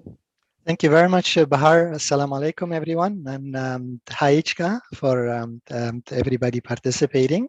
I would like to acknowledge that I'm joining here today from the unceded territories of the Tuasan and other Coast Salish people. And I'm very grateful for the opportunity to be able to live, work, and play on a land that they have called home for time immemorial. My journey starts actually as a refugee fleeing persecution. I'm Kurdish by ethnicity, Muslim by religion, Canadian by nationality. And that's how many refugees come actually with different identities. And for me, I'm proud of all the three identities that I have. I thought I will start with my journey and my contribution, but I would reflect on some of the things that our previous panelists speak. And thank you, Brother Azim, for the reference to the Hijra. And it really set the stage for us of how brotherhood started there. And you know, we all in the Muslim community grew up learning from the value of welcoming refugees and how by giving them the space, how they would be able to flourish. And of course, Mufti Asim, every time when I listen to him, I get inspired to do more. Rian was talking about the Palestinian refugees, and I have been really grateful for having the opportunity to work with members of the United Church, another private sponsorship group, in supporting the Palestinians who are members of the El Hol, who were stranded in the El Hol community. And I closely work with them to support their resettlement in BC. Elias was talking about the support giving to Kurmanji speakers, Yazidi. For me, as a Kurmanji speaker and being a Muslim and supporting the first sponsorship of a Yazidi family through Mosaic sponsorship agreement holder. So I kind of got involved with many of the initiatives there. But my story started actually after fleeing and arriving in Canada as a refugee. I arrived in December, and soon after I realized that ISS of BC and Chris Friesen, through his different initiative, supporting members of different communities, was organizing a needs assessment for members of the Kurdish community in the Lower Mainland. And sure enough, I participated in the event, and it was great. Great in a sense that it allowed me, as a newcomer in Canada, 2 months after arrival, to be able to facilitate a discussion at a table. And I knew right then that being able to speak English and having education there, I would be able to participate in discussion. And my journey actually started in participating at different roundtable discussions on recognizing credentials or accrediting credentials for internationally trained professionals until 2004, when Chris kindly shared a posting with me from a sister organization called Mosaic for a settlement worker position. And I started working there from September of 2004. For those who are not familiar with Mosaic, Mosaic is a nonprofit organization, one of the largest in BC and in Canada, I might say, working with a visual that together we advance an inclusive Canada. And that's really what motivated me. I knew that refugees are not really coming to become burden on society, but they bring their strength, they bring their successes. And thank you for Mufti Hassan for highlighting the fact that many of them come bringing their experiences, but then their wealth as well, and everything else to the economy. From day one working in the sector, I realized that we really could do more to include more refugee voices in the sector and in the discussion. And as you know, recently there has been more opportunities for people with lived experiences to come and be part of the conversation. And for us, years ago when I initially started, we could see really a limited number of seats available for refugees. if your refugees were hired by community organization, they tend to be more on the frontline work, management, upper management, executive leadership, and all this really limited with refugees. And even if you look at the at the political level and places, you would not really see diverse voices there. I knew that I need to do more within the organization, even though it was a refugee-led organization. Our executive director was a refugee himself who came through the WASC program that Brother Yusuf talked about. And, you know, I realized that we were not doing enough to support refugee claimants, and we were not doing enough to support privately sponsored refugees. As community organization, we would always be told that privately sponsored refugees could be sponsored. They are sponsored by sponsorship agreement holder, groups of 5 community groups, and they're the one supporting them. But as settlement organization, we had really limited programs to support them. I started doing more work with private sponsors, with notable individuals within the different sponsorship agreement holders. I could name Heather McDonald from United Church. I could name some of the people from the Mennonite Central Committee, Jennifer and the rest. And of course, Brother Shaukat Hassan was really involved from the BC Muslim Association before even BCMA became a sponsorship agreement holder. So our work continued, supporting refugees and working closely with Palestinian from El Hol, Iraqi refugees, Tibetan newcomers who were sponsored. And then with the Syrian initiative, all of the focus started being on refugees and refugee programming. By my organization, I was asked if I could lead the effort to support refugees. And for me, as a former refugee, I felt that that's really the right thing for me to do, and it's a calling for me to go and use my skill not only to work with refugees, but maybe hopefully to contribute toward the saving of lives, and whether saving of life could be one individual, 10 or 20 or more. And I'm really grateful for the opportunity that during the initiative, all of a sudden, the whole discussion changed. Unfortunately, government plays a really positive and negative role. Sometimes they have, and one of the negative was with previous governments, you could hear how refugees were jumping the queue, or illegal refugees, and some of the words used to give people the fear that refugees are there to get you, refugees are here to violate or rules or regulations. And we knew that that's not the case. Canada has a system for refugee protection, and people are seeking protection. The bigger numbers are really overseas, not here. And from early days of refugees coming to BC, or the Liberals, when they made the commitment that they will admit 25,000 refugees within 6 months, I got invited to go to all sorts of discussion, and people were really worried that they will become burden on the community. How can we accommodate 25,000? And the whole discussion all of a sudden changed. And for me, I'm a person who try to use math. I love math, by the way. And I was telling people in my discussions, BC normally gets 10% out of Canada and out of 25,000. So that would be a really small number. And if we divide it further among the different communities in BC, then a community might get 100 or 50 people. Is that a big number? And everybody would tell me, no, actually, it's not. And then I will try to compare the number of refugees that Canada admits every year to the number of other immigrants that come, and then try to do a comparison to see whether we have a right to be afraid or not.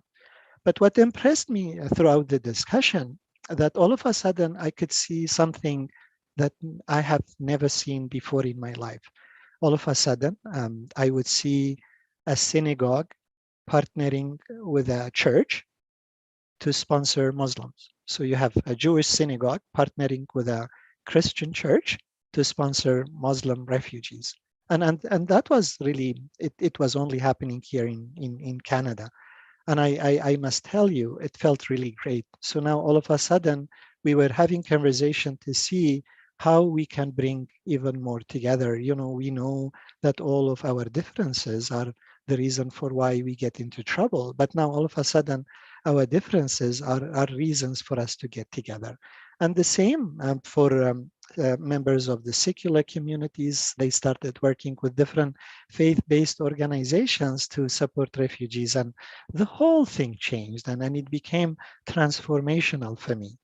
But every time when I hear stories of refugees getting stuck somewhere, and I thought, what can we do as individuals or organizations to change things?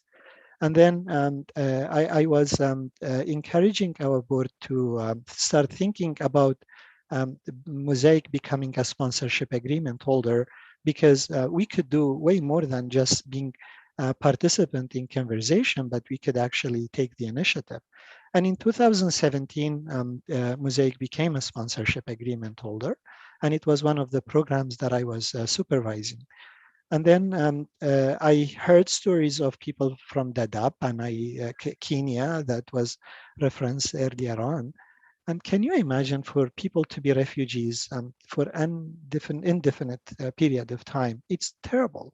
And then at the same time, so we started, I will try to wrap up, but I have so many more statements to say. We started in an operation called Operation Not Forgotten to bring refugees who were forgotten on Manus and Papua New Guinea, islands offshore of Australia, a country that can do more to sponsor refugees and support them, while they took a really harsh action of turning them away. From September of 2019 until now, Mosaic submitted sponsorship application for more than 200 people.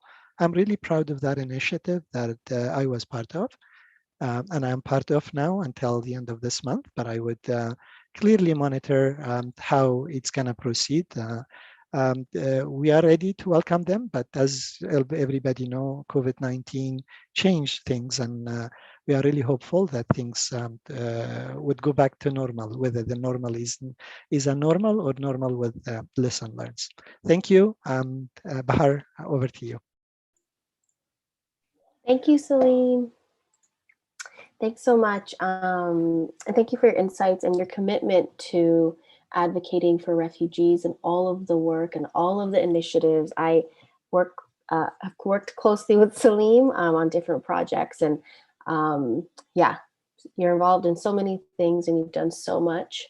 So thank you for sharing your story with us today. Next, I would like to introduce Hiba Alodat. Originally from Syria, Hiba is a youth leader with the Muslim Care Center, which provides daily meals, addresses social and wellness issues, including addiction, recovery, holistic well-being, and social services for vulnerable populations in Vancouver and Surrey.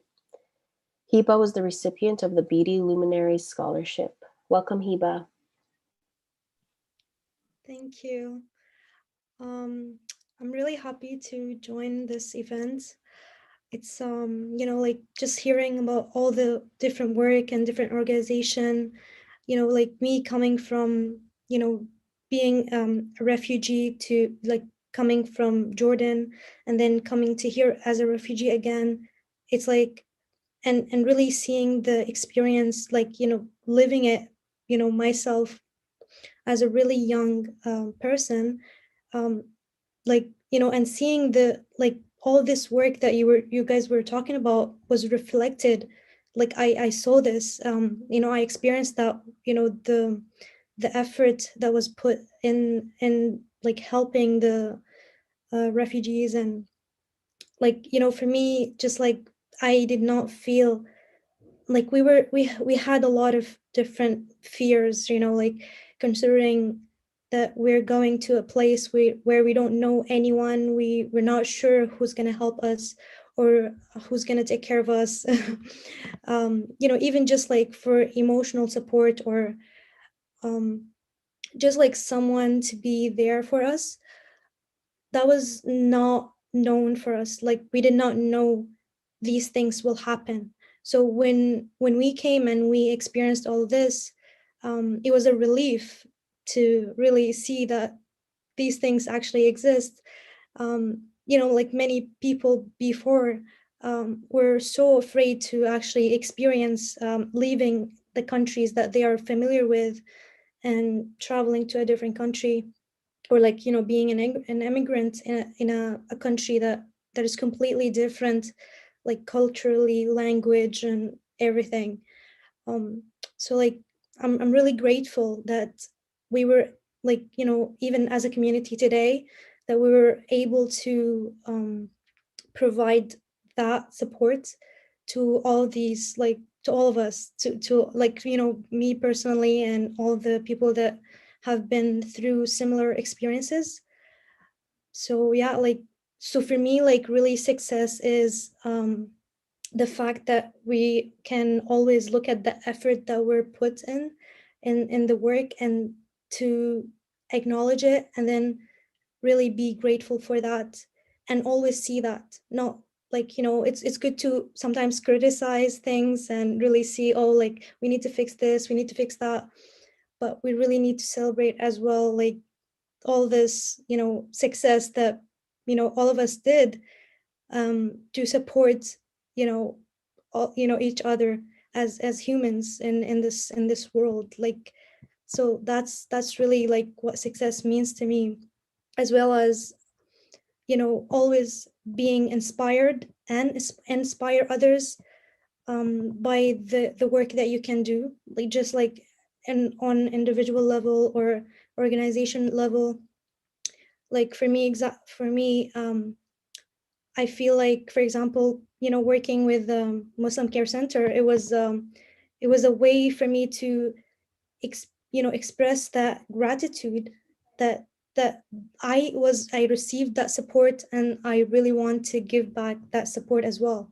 So that was like a big thing for me, that I had the opportunity to be there for the people who need the help, just like when I was in a situation where I needed the help the most. So that's basically my understanding of success, is that we always look at the effort that was been put, and really appreciate it all time, all the day, all the time. Yeah, it's like that. Yeah. So that's what I want to say. Thank you, Hiba. Yeah, so I really want to echo what you said. There's a lot of effort that goes into welcoming refugees, and we do sometimes need to take time to appreciate all the work that's being done. And a lot of the work that is being done is by individuals who were in a similar situation at one time. So folks like Salim, who came to Canada as a refugee, and now he's gone on to do so much. So I'm thank you for making that point. And sometimes we do have to just stand in gratitude, and kind of look and see all the work that has been done and is being done, and all the private sponsors from our previous panels. Yeah. So thank you for being here, and thank you for your words today. Next, I would like to introduce Naima Ali, the president of the Somali Canadian Society of BC. Naima is a former Somali refugee who is an educator, teacher, and anti-racism researcher. She has a master's degree in education from Otterbein University. Naima is passionate about education, advocacy, youth empowerment, and facilitating allyship to address systemic issues. In 2021, she became the president of the Somali Canadian Society of BC. Welcome, Naima. Thank you. Assalamu alaikum. Hello, everyone. My name is Naima Bashir Ali. Thank you very much for having me today, and happy World Refugee Day. Before I share my success story, I know Bahari introduced me, but I would like to just briefly introduce myself in a different way. I'm married. I have 4 wonderful boys. I'm very happy to say that I'm a proud American and Canadian citizen, and I've been living between Vancouver and Ohio since 2006. Since time immemorial, humans migrated from place to place, and when wars became prevalent, they sought refuge in other communities. So the notions of immigration and or seeking refuge in other communities are as old as human history. I was born in Somalia. I lost my father when I was about 3 years old. My family and I fled Somalia when I was about 4 years old due to civil war. We lived in Kenya, a neighboring country to Somalia, for about 6 years. So I know some of you guys mentioned Dadaab camp. I was in that camp. I've experienced a major traumatic experience as a child due to being a refugee, such as displacement, being in and out of refugee camps, family separations, famine, lack of education, and more. Today, I'm here to share my success story and the struggles I went through to get where I am right now. Most people have their own amazing success stories. One that I'm very familiar with is my story. It began when I first started school for the first time in my life in grade 4. I felt very happy to be able to go to school despite my difficult past as a child refugee in Kenya in Dadaab camp. If I survived in a refugee camp, I knew I could survive against all odds in a new world. I mean, how hard could it really be? All I had to do was learn a new language, which I've already done. You know, I've learned Swahili when I was in Kenya. I had to learn a new culture, which the Western culture was very different from the culture that I was used to from Kenya and Somalia. And then I had to just kind of see how I would be accepted in that environment, in that new world, and see if I would feel a sense of belonging. Well, I remember struggling in school because I didn't know how to read or write. I didn't know the language that my teachers and classmates were speaking. So I felt like I was mute for a while. All I did was smile if I felt like they meant well. And I even won best smile for my in a team that I was in. They only knew I was smiling a lot. I didn't know a lot from this new world I was in, but I knew how to survive and be resilient. I worked very hard, a lot harder than my classmates, because I was open-minded to opportunities.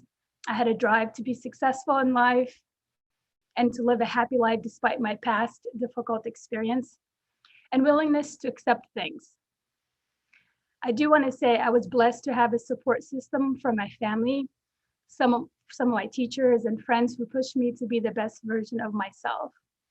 And some might say I had a little luck of some of the opportunities that were thrown my way. But I knew to never give up, to be very determined. I didn't choose to be a refugee, but I did choose how I responded to the situation I was in, which was to have faith, to keep my family and friends close, and to continue giving people chances, because that's what I felt like I was getting, chances. It's important to give back to my community because I have had people who supported me and advocated for me when I needed the most. So I'm very passionate about helping youth that are refugees and immigrants and youth that are struggling. My work in education has been in schools that have at-risk youth, immigrant youth, and refugees. I'm currently working at BC Muslim School, BCMA, and I do enjoy working there due to having many refugee students as my students. Because once they know that they have someone who cares about them, and I'm talking about refugees, I'm talking about youth that are struggling, they too will believe in themselves just like I did. I'm currently a volunteer for the Canadian Centre for Victims of Torture, where I work with the newcomer refugee communities. I work as with their Befriend program and mentorship program. I also work with volunteer with Tariq and Yusuf for Islam Unraveled. I appreciate the work that they do for the community, such as the anti-racism initiatives and refugee support programs. And as early of this year, I became the president of the Somali Community Society of BC, where we promote the empowerment of Somali youth, families, and communities through a holistic approach to services that include education, community engagement, and mentorship. We believe Somalis are a valuable addition to our community in BC, and our mission is to provide support, guidance, and equal access to opportunities that enable them to their full social and economic integration. Refugees don't want to be refugees, like I said earlier.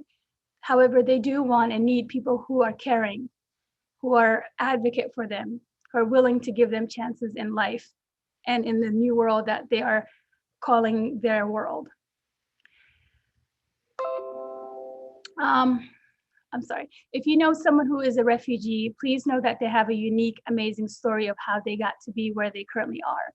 Support them if you can, because we could all use some support in our lives. My work has just started. I hope my work continues for many, many more years. I enjoyed hearing from all the organizations, and I admire all the work that you do. I would love to support your cause. Please let me know how I can help. Thank you so much again for having me today.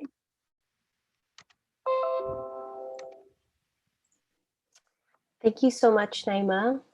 And to hear about everything you're involved in. I don't know where you have the time, but you're doing so much for the refugee community and specifically for the Somali community. And I will definitely be connecting with you soon for the BC Newcomer Camp. So I'll email you soon. So thank you for being with us today and presenting and talking about your story of success, which is definitely a success story. And I think you are a really great role model for newcomer refugees. So I'm really glad you're working with youth and your focus is youth empowerment and facilitating allyship, specifically with youth. Thank you so much. I'd now like to introduce our next speaker, Sharmarki Dubo. Sharmarki is a former refugee who fled civil war in Somalia at the age of 8 and spent 20 years seeking safe haven until Canada offered him a home in 2012. On October 20th, 2018, he was elected as a Victoria City Councillor. Sharmarki is the first Somali Canadian elected to City Council in Canada, as well as the first Black City Councillor elected in Victoria in 152 years. Welcome, Sharmarki. Assalamu alaikum. May peace be upon all of you, and thank you for having me. And I want to give my shout out to Salim, who's a very humble guy who I had the fortunate to work with him many years while I was new to Canada through the Canadian Council for Refugees. And it's great to see you, Naima, and the work you're doing for the Somali community. I really want to begin to acknowledge the territory that I'm joining you from virtually, and I would like to take the time to acknowledge and show my gratitude and respect to the Lungwanganis people whose traditional territory that I work every day, the Songis, Squamish, and Wasanix people, whose historical relationships with the land continue to this day, and including those of us who came here as refugees, migrants, as settlers, either in this generation or generations past, and those of us who came here involuntarily, and particularly as war, conflict, persecution from our homeland, or the result of the transatlantic slave trade.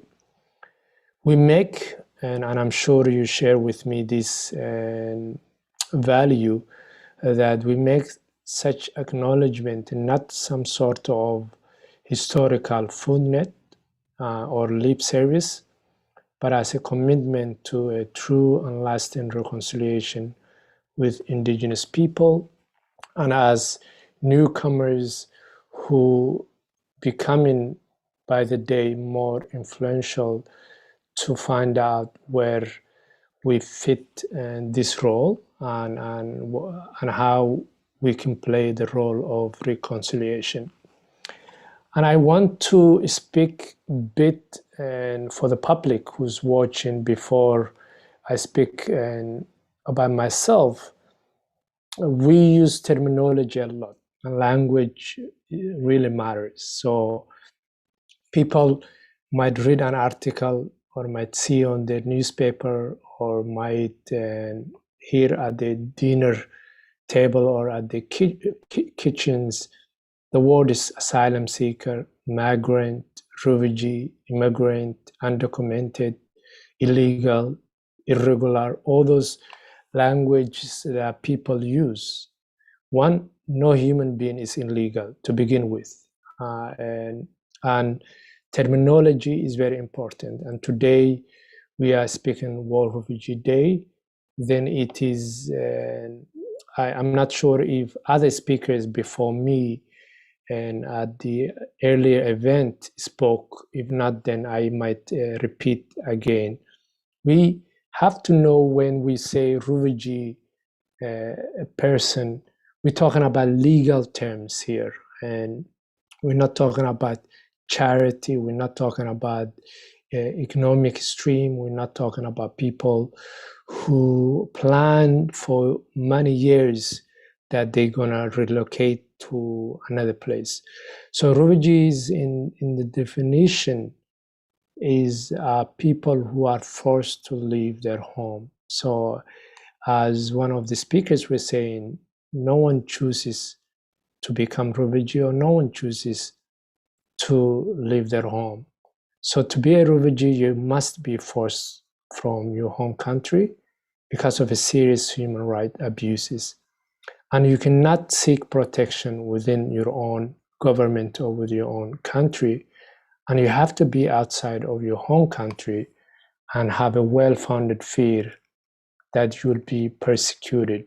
So that's the concept of when we say someone is refugee. And it's very important to put that into context because the international community and the whole refugee regime is a moral and also a legal aspect of it, that when people show up at your door, then you have to hear their claim.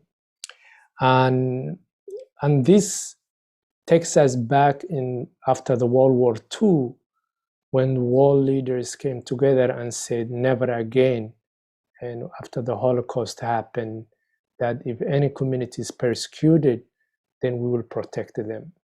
And that is the concept when we speak about refugees. It's not, and I like the Naima, how she began that migration is not something that is started right now. And before even the World War I, there was migration. And the concept of accepting refugees is we have to go back to the 1951 convention, Refugee Convention, which gives that parameter and 69 protocol that countries accept refugees.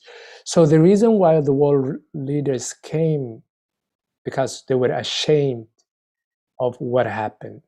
And within that legal framework, there's a very concept principle, which is called non-refoulement, which means that no one should return back to a place where they face persecution and where they face well-founded fear and where they be killed in terms of persecution. And I think that's is a good concept that we remember. And on that, I want to add, which very particular for Canada, and it's called the Singh decision, and is April 4, 1985. And this happened a year and a half before I was born. And this decision was really crucial in the Canadians' history of refugee protection, because the Singh decision, the Supreme Court of Canada ruled that the Canadian Charter of Rights and Freedom protects the fundamental rights of refugees. The court decided that everyone, including refugee claimants, so that means refugee claimants were not still accepted there in the process, in the sentence that everyone has the right to life, liberty, security of the person, and the right not to be deprived thereof, except in accordance with the principle of fundamental justice. And refugees claimants are therefore entitled to an oral hearing in accordance with the principle of fundamental justice and international law. And that's why today in Canada, if someone crosses the border, they have the right to be heard. Do they have the right to stay? That's another question. It all depends, again, going back to the legal framework of and other international and domestic laws that if that person has a well-founded fear and other reasons. So I think it's very important to put that context and why refugees end up in other countries. And as Naima and Salim were sharing their personal stories. And today, the majority of refugees worldwide are Muslim. And if you look at where the conflicts are happening, right? And I'm from Somalia, so I'm a Black Muslim and Canadian. As Salim was saying, no one is one thing. We are more than one identity. And it's really important to remember that. Unfortunately, and we see racism, xenophobia, Islamophobia, anti-Semitic, populist fear-mongering that really manipulates the public opinion. And I'm not only talking about in Canada, I'm talking about worldwide. And then confuse, because the majority of refugees come from Muslim countries, confuse refugees or scapegoat them as terrorist hotspots. We've seen Trump, Muslim ban, and all the language that certain politicians use. Recently, Denmark wants to export refugees to third countries so that they don't do their moral and international obligation.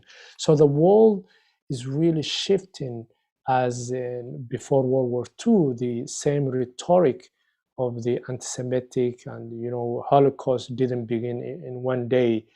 Genocide doesn't start one day. Even Rwanda, the genocide did not start. And it all started in Rwanda by the radio, calling people, cockroaches and using certain language. So, and now we're seeing that and the rise of hate crimes. And I am really proud and the work and Yusuf, Tariq, and Naima, and the whole team of anti-racism and creating awareness about white supremacy and hate is really important as a community. Create that awareness and also and be persistent, vigilant, and do something and act on it, because history teaches us. And the whole reason why world leaders came together is because of that. And also, just to conclude in the concept that I wanted to put context to it, that although most of the majority refugees could be Muslims, in the Arabic language, which I had fortunate to study a bit when I lived in Egypt, and when you look at the bit of the Islamic values, it is enrooted. Someone was talking about hijrah earlier, but it enrooted in generosity, hospitality, the whole concept of the protecting the human being, preserving dignity, and the whole concept of istijara, the belief for protection, ijara, granting protection, iwa, sheltering, and other variances, the concept of protection, which is the heart and the mandate of the United Nations Higher Commission for Refugees. So even some of the Gulf countries and Islamic countries sometimes forget the tradition of Islamic tradition is actually rooted in the protection of the stranger that comes to your home and how to protect that. And I think that is a very important, as the world is becoming smaller, and we've seen the vaccination countries have a lot of vaccination and countries don't have. So countries start having me, and that's a very dangerous language as well. We could help everyone who is in our home, but also we can help others who are suffering around the world. So how, because of that, because of those history, because of that law, because of that international law, where did my story begin? So as I share a lot of similarity with Naima, when I'm originally from Somalia. I was born in Somalia, any other child, and it's amazing. Naima is a mother of 4 children.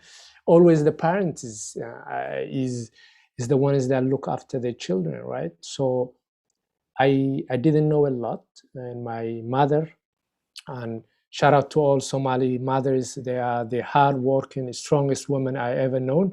And of course, I'm being biased, but that is a fact. We can argue another time that Somali women are the strongest. And she put myself and my sister on a boat. So, and think about putting some of you, 2 of you children, because we're 6 at my mother's side, on a boat and not knowing that they're going to be safe, because other boats were being lost at the Indian Ocean, but also people that were going to Yemen as well. So seeing on the radio, hearing BBC Somali radio, that a lot of boats are lost on the ocean, but still trusting God and trusting that they would be safe. And that was my old sister and myself. And when you speak about in conflict area, usually women and children are the highest victim.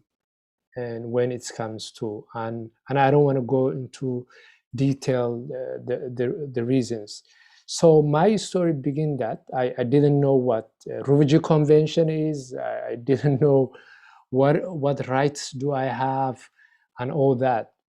So I left Somalia. I was very young, and my country unfortunately developed a state of civil war, and because of the Cold War and colonization and other things and dictatorship, so many reasons why.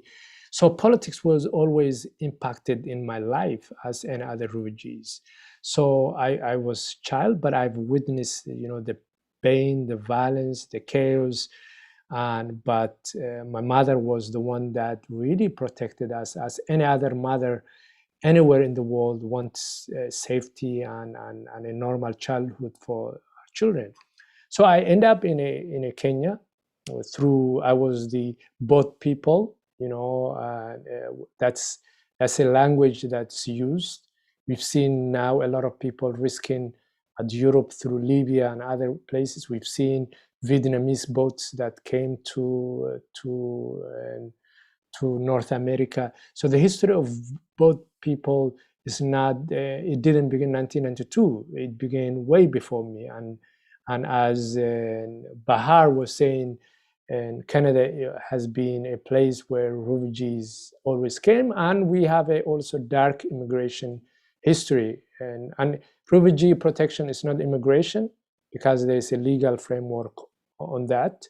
So I end up in Kenya, but a different refugee camp than Naima. My refugee camp was near Mombasa. It's called Utanga.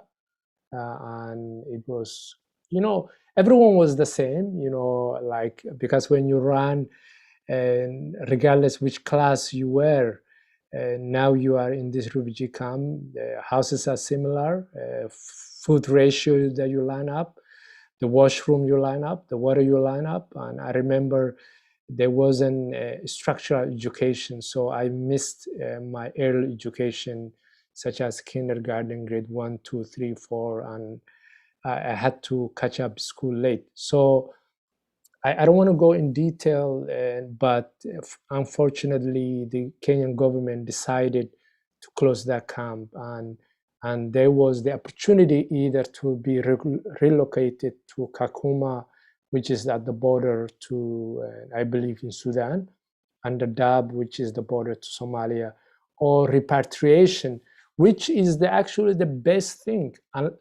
But the unfortunate is if home is safe, right? Repatriation is actually the best durable solution for refugees to return back home and to be safe at home. But sometimes there is no framework or safety net and social net so people could go back. And the other option was resettlement, which is a golden ticket because less than 1% of the refugees are resettled to elsewhere. So we didn't have the opportunity, or dispersed in the country in Kenya as either undocumented or urban context, living in metropolitan cities such as Nairobi or Mombasa or other cities. So we chose to go to Ethiopia, and that was a long journey as any other, the whole border crossing. So that's where I end up, caught up my school, and I was undocumented, and because I wasn't registered through either Ethiopian government or the UNHCR, so I didn't have the papers to really have the permit to stay. But somehow I have to apply some other documents and hustle. But I continue my education, and unfortunately, in any other place, there was uprising students, and in 2001, and that was before 9/11, and that's again when the world changed. Islamophobia, the beginning of Islamophobia, the beginning of returning back Muslim refugees, and the whole confusing refugees with tourists, especially refugees are the victims of terrorism. So I flew to Egypt, and before 9/11, and then I had the opportunity to continue my education, and that's where my work as a human rights began after university, and then worked with migrant refugees, then moved to Canada, and that's where I met Salim. I was part of the Canadian Council Refugees Board and worked several agencies and settlement agencies, stood up for refugees, because thanks to Harper government, they made me more activist. Because the day I arrived, seriously, the day I arrived was the day that Jason Kenney closed all the immigration offices around the country.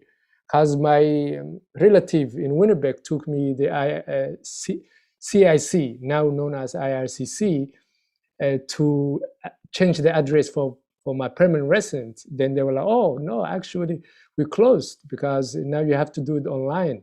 You have to send everything through mail or do it online because all the physical offices are closed. Then the whole health cut, in 2012. So thanks to Harper government, they really reactivated me as activist in Canada, and that's how I came to the scene of migrant justice and refugee health card. And I could have went to 9 to 5 my work, but because of Harper government, after 5 p.m.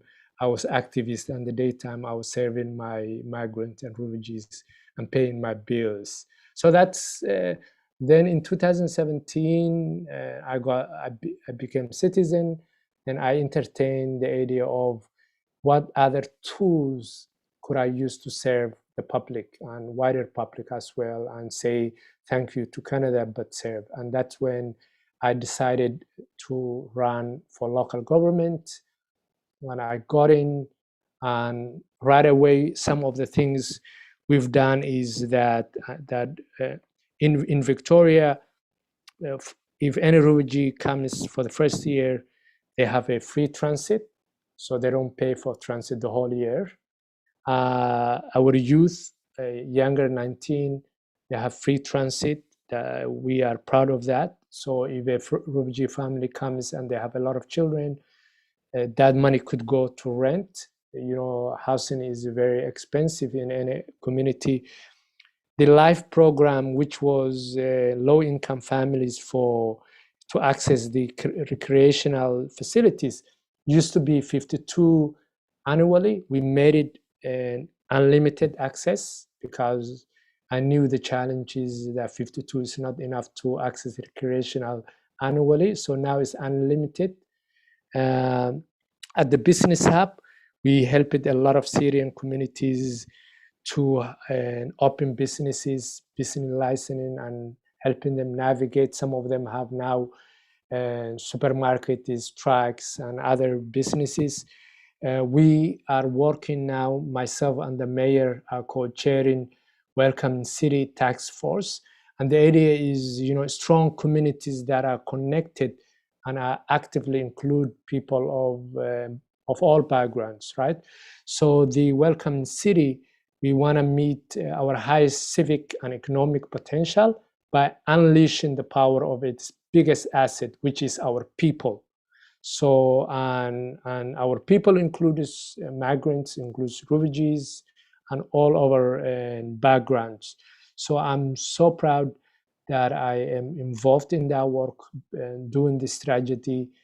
On the recommendation, will go to Council September. And there are a task force. So the CEO of the library, the police, and the settlement agencies, Chinese community, school, George J. School, seniors, Songis, Squamish Nation, and other organizations sit. And we've been working hard to develop a Welcome City strategy. And this is like the first city to do such a strategy. And we are using the Welcome in America, which is the umbrella, and Australia and Germany and New Zealand use it. So I'm proud of that. And we have, for the first time, Equity and Inclusion Diversity Office, which would give the staff the right questions to ask: who does the city serve, and who do we leave behind, and how to embed equity in all our policies and procedures. That's a long process, but we are putting the first bricks, which I'm proud. As a council, as a city, we are taking that work. We are reviewing our engagement framework, how we engage with the public. So I'm excited about that. And we are working closely with the Fraser University. They have engagement framework tools. So those are quick things. And I'm learning a lot about procedural government and how to move policies, and it takes time. Yeah, so trying to do with the rest of the council and the city as much as I can.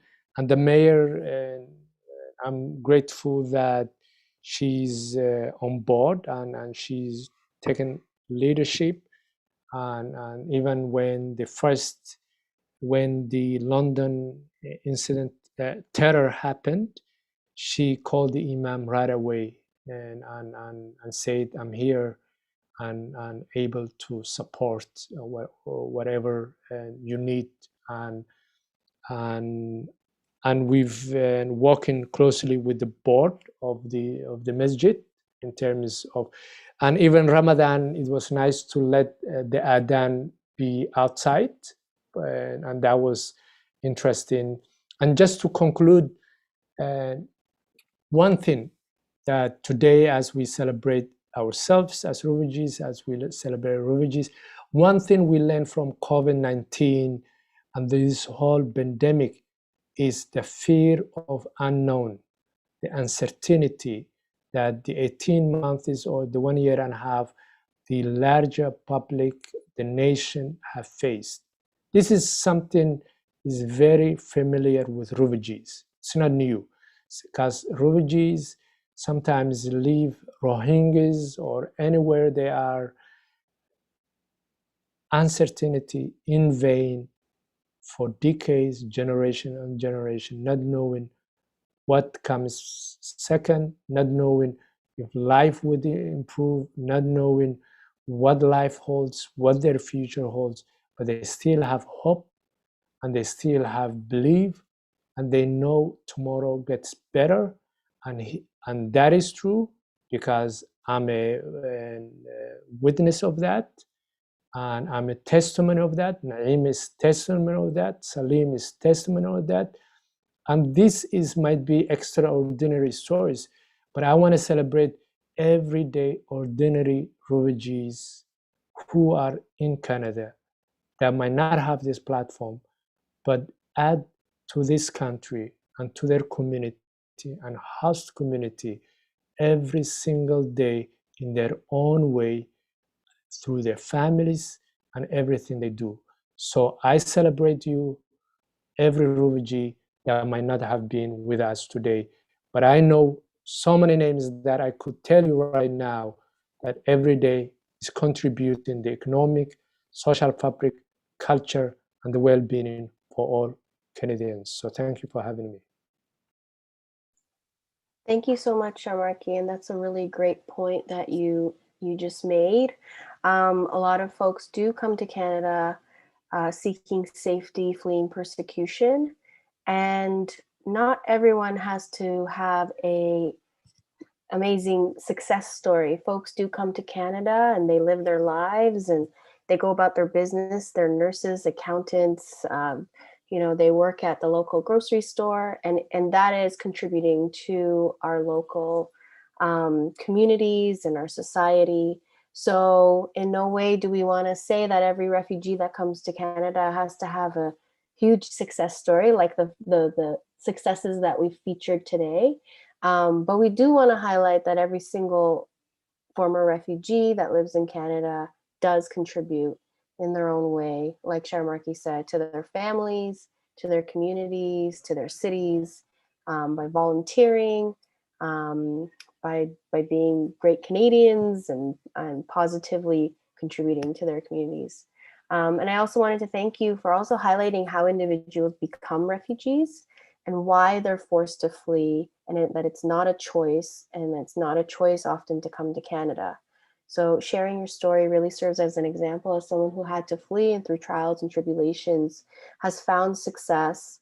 And we need more folks holding positions in municipal governments at the provincial and federal level from refugee backgrounds to be able to speak from the perspective of a former refugee and to bring their rich experiences and skills and knowledge to our government and to our local government and to all levels of government so that we can impact policy, program development, funding, all of those things. And I would like to thank all of our speakers for this panel, Salim, Hiba, Naima, and Shamarki. You've highlighted the successes and contributions former refugees make to our communities while showing how you're using your empowered voice to be leaders in our communities and advocate for newcomer refugees who may not have a voice or who may not be in the position to use their voice as leaders. Thank you. I've learned a lot, and as a former refugee myself, I'm proud to be here, and I'm proud to mark and honor all refugees around the world who, again, are forced to flee and did not choose to have to leave their home countries. And I'll pass it back to you, Yusuf. Thank you. Thank you so much, Bahar. We really appreciate your incredible work in helping to organize this event tonight. And I really, want to highlight the incredible work that ISS of BC Refugee Hub is doing locally in British Columbia to provide resources and support for newcomers and for refugees. Before we end our event tonight and let everyone go out and enjoy the first night of summer, I'd like to ask my friend and colleague Tarek Tayyab to share a few final words with us. Tarek is a co-founder of Islam Unraveled Anti-Racism Initiative, Foundation for a Path Forward, the Muslim Food Bank and Community Services, the Muslim Care Center, and the Vice President of the BC Muslim Association. He is also a co-host of the Refugee Portal podcast, and he really helped to bring the event tonight together. Tarek, if you'd like to share a few words. And just a note of thanks and gratitude for everybody and yourself, especially Yusuf. Thank you for helping put all the pieces together as you always do. So thank you again to everybody. Thank you to every speaker, and grateful to work with you. And if you haven't been on our podcast, we'd love for you to be on the podcast and talk to you guys much longer and more detail. Thank you again. Have a great evening. Thank you so much, Tark. And as we end today's event, as Tark said, we want to thank our speakers for sharing their time, their voice, and their lived experience with us. International days like World Refugee Day are really occasions for us to elaborate and educate the public on issues of concern and to mobilize political will and resources to address these global problems and to help celebrate and reinforce the achievements of humanity. Bringing these programs together really was a team effort. We'd like to thank our supporting organizations, including ISS of BC, ISS of BC Refugee Hub, St. Andrew Wesley's United Church, the Pacific Mountain Region, United Church of Canada, the Muslim Food Bank and Community Services, Aspire, JAS Toronto, Mosaic, Success. We'd also like to sincerely thank those institutions whose material contribution supports the events and programs that we are convening. The Ministry of Canadian Heritage, the Province of BC, Resiliency, BC Anti-Racism Network, the Canadian Race Relations Foundation, and IDRF for their incredible support in helping us, but also helping with these programs and initiatives themselves.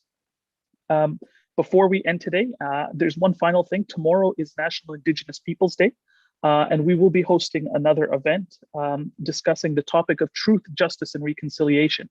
And you are all invited and more than welcome to join that as well. So thank you again. Thank you, Mary Point from Musqueam Indian Band. Thank you, Chris Reeson, Chief Operating Officer of ISS of BC. Thank you, Dr. Jennifer Heineman, PhD, Assistant Vice President of Research at York University. Peggy Lau, Program Director at Success. Brother Azim Daya, Executive Director, Muslim Food Bank Community Services. Rand Walker, Lead Minister of St. Andrew Wesley's United Church. Mufti Asim Rashid, Al Ihsan Educational Foundation. Thank you, Elise Herzig, for Executive Director, JAS Toronto. Bahar, thank you so much. Bahar Tahiri is ISS of BC, BC Refugee Hub. Salim Spendari, Senior Manager in Refugees, Migrant Workers Programs at Mosaic. Hiba, always a pleasure to see and hear from you. Hiba Aldat, Youth Leader and former Syrian refugee. Naima Ali, Educator and former Somali refugee. And Shamarke Dubo, Victoria City Councillor, former Somali refugee. Thank you, everyone. Go out, enjoy your first night of summer, and God bless. Thank you.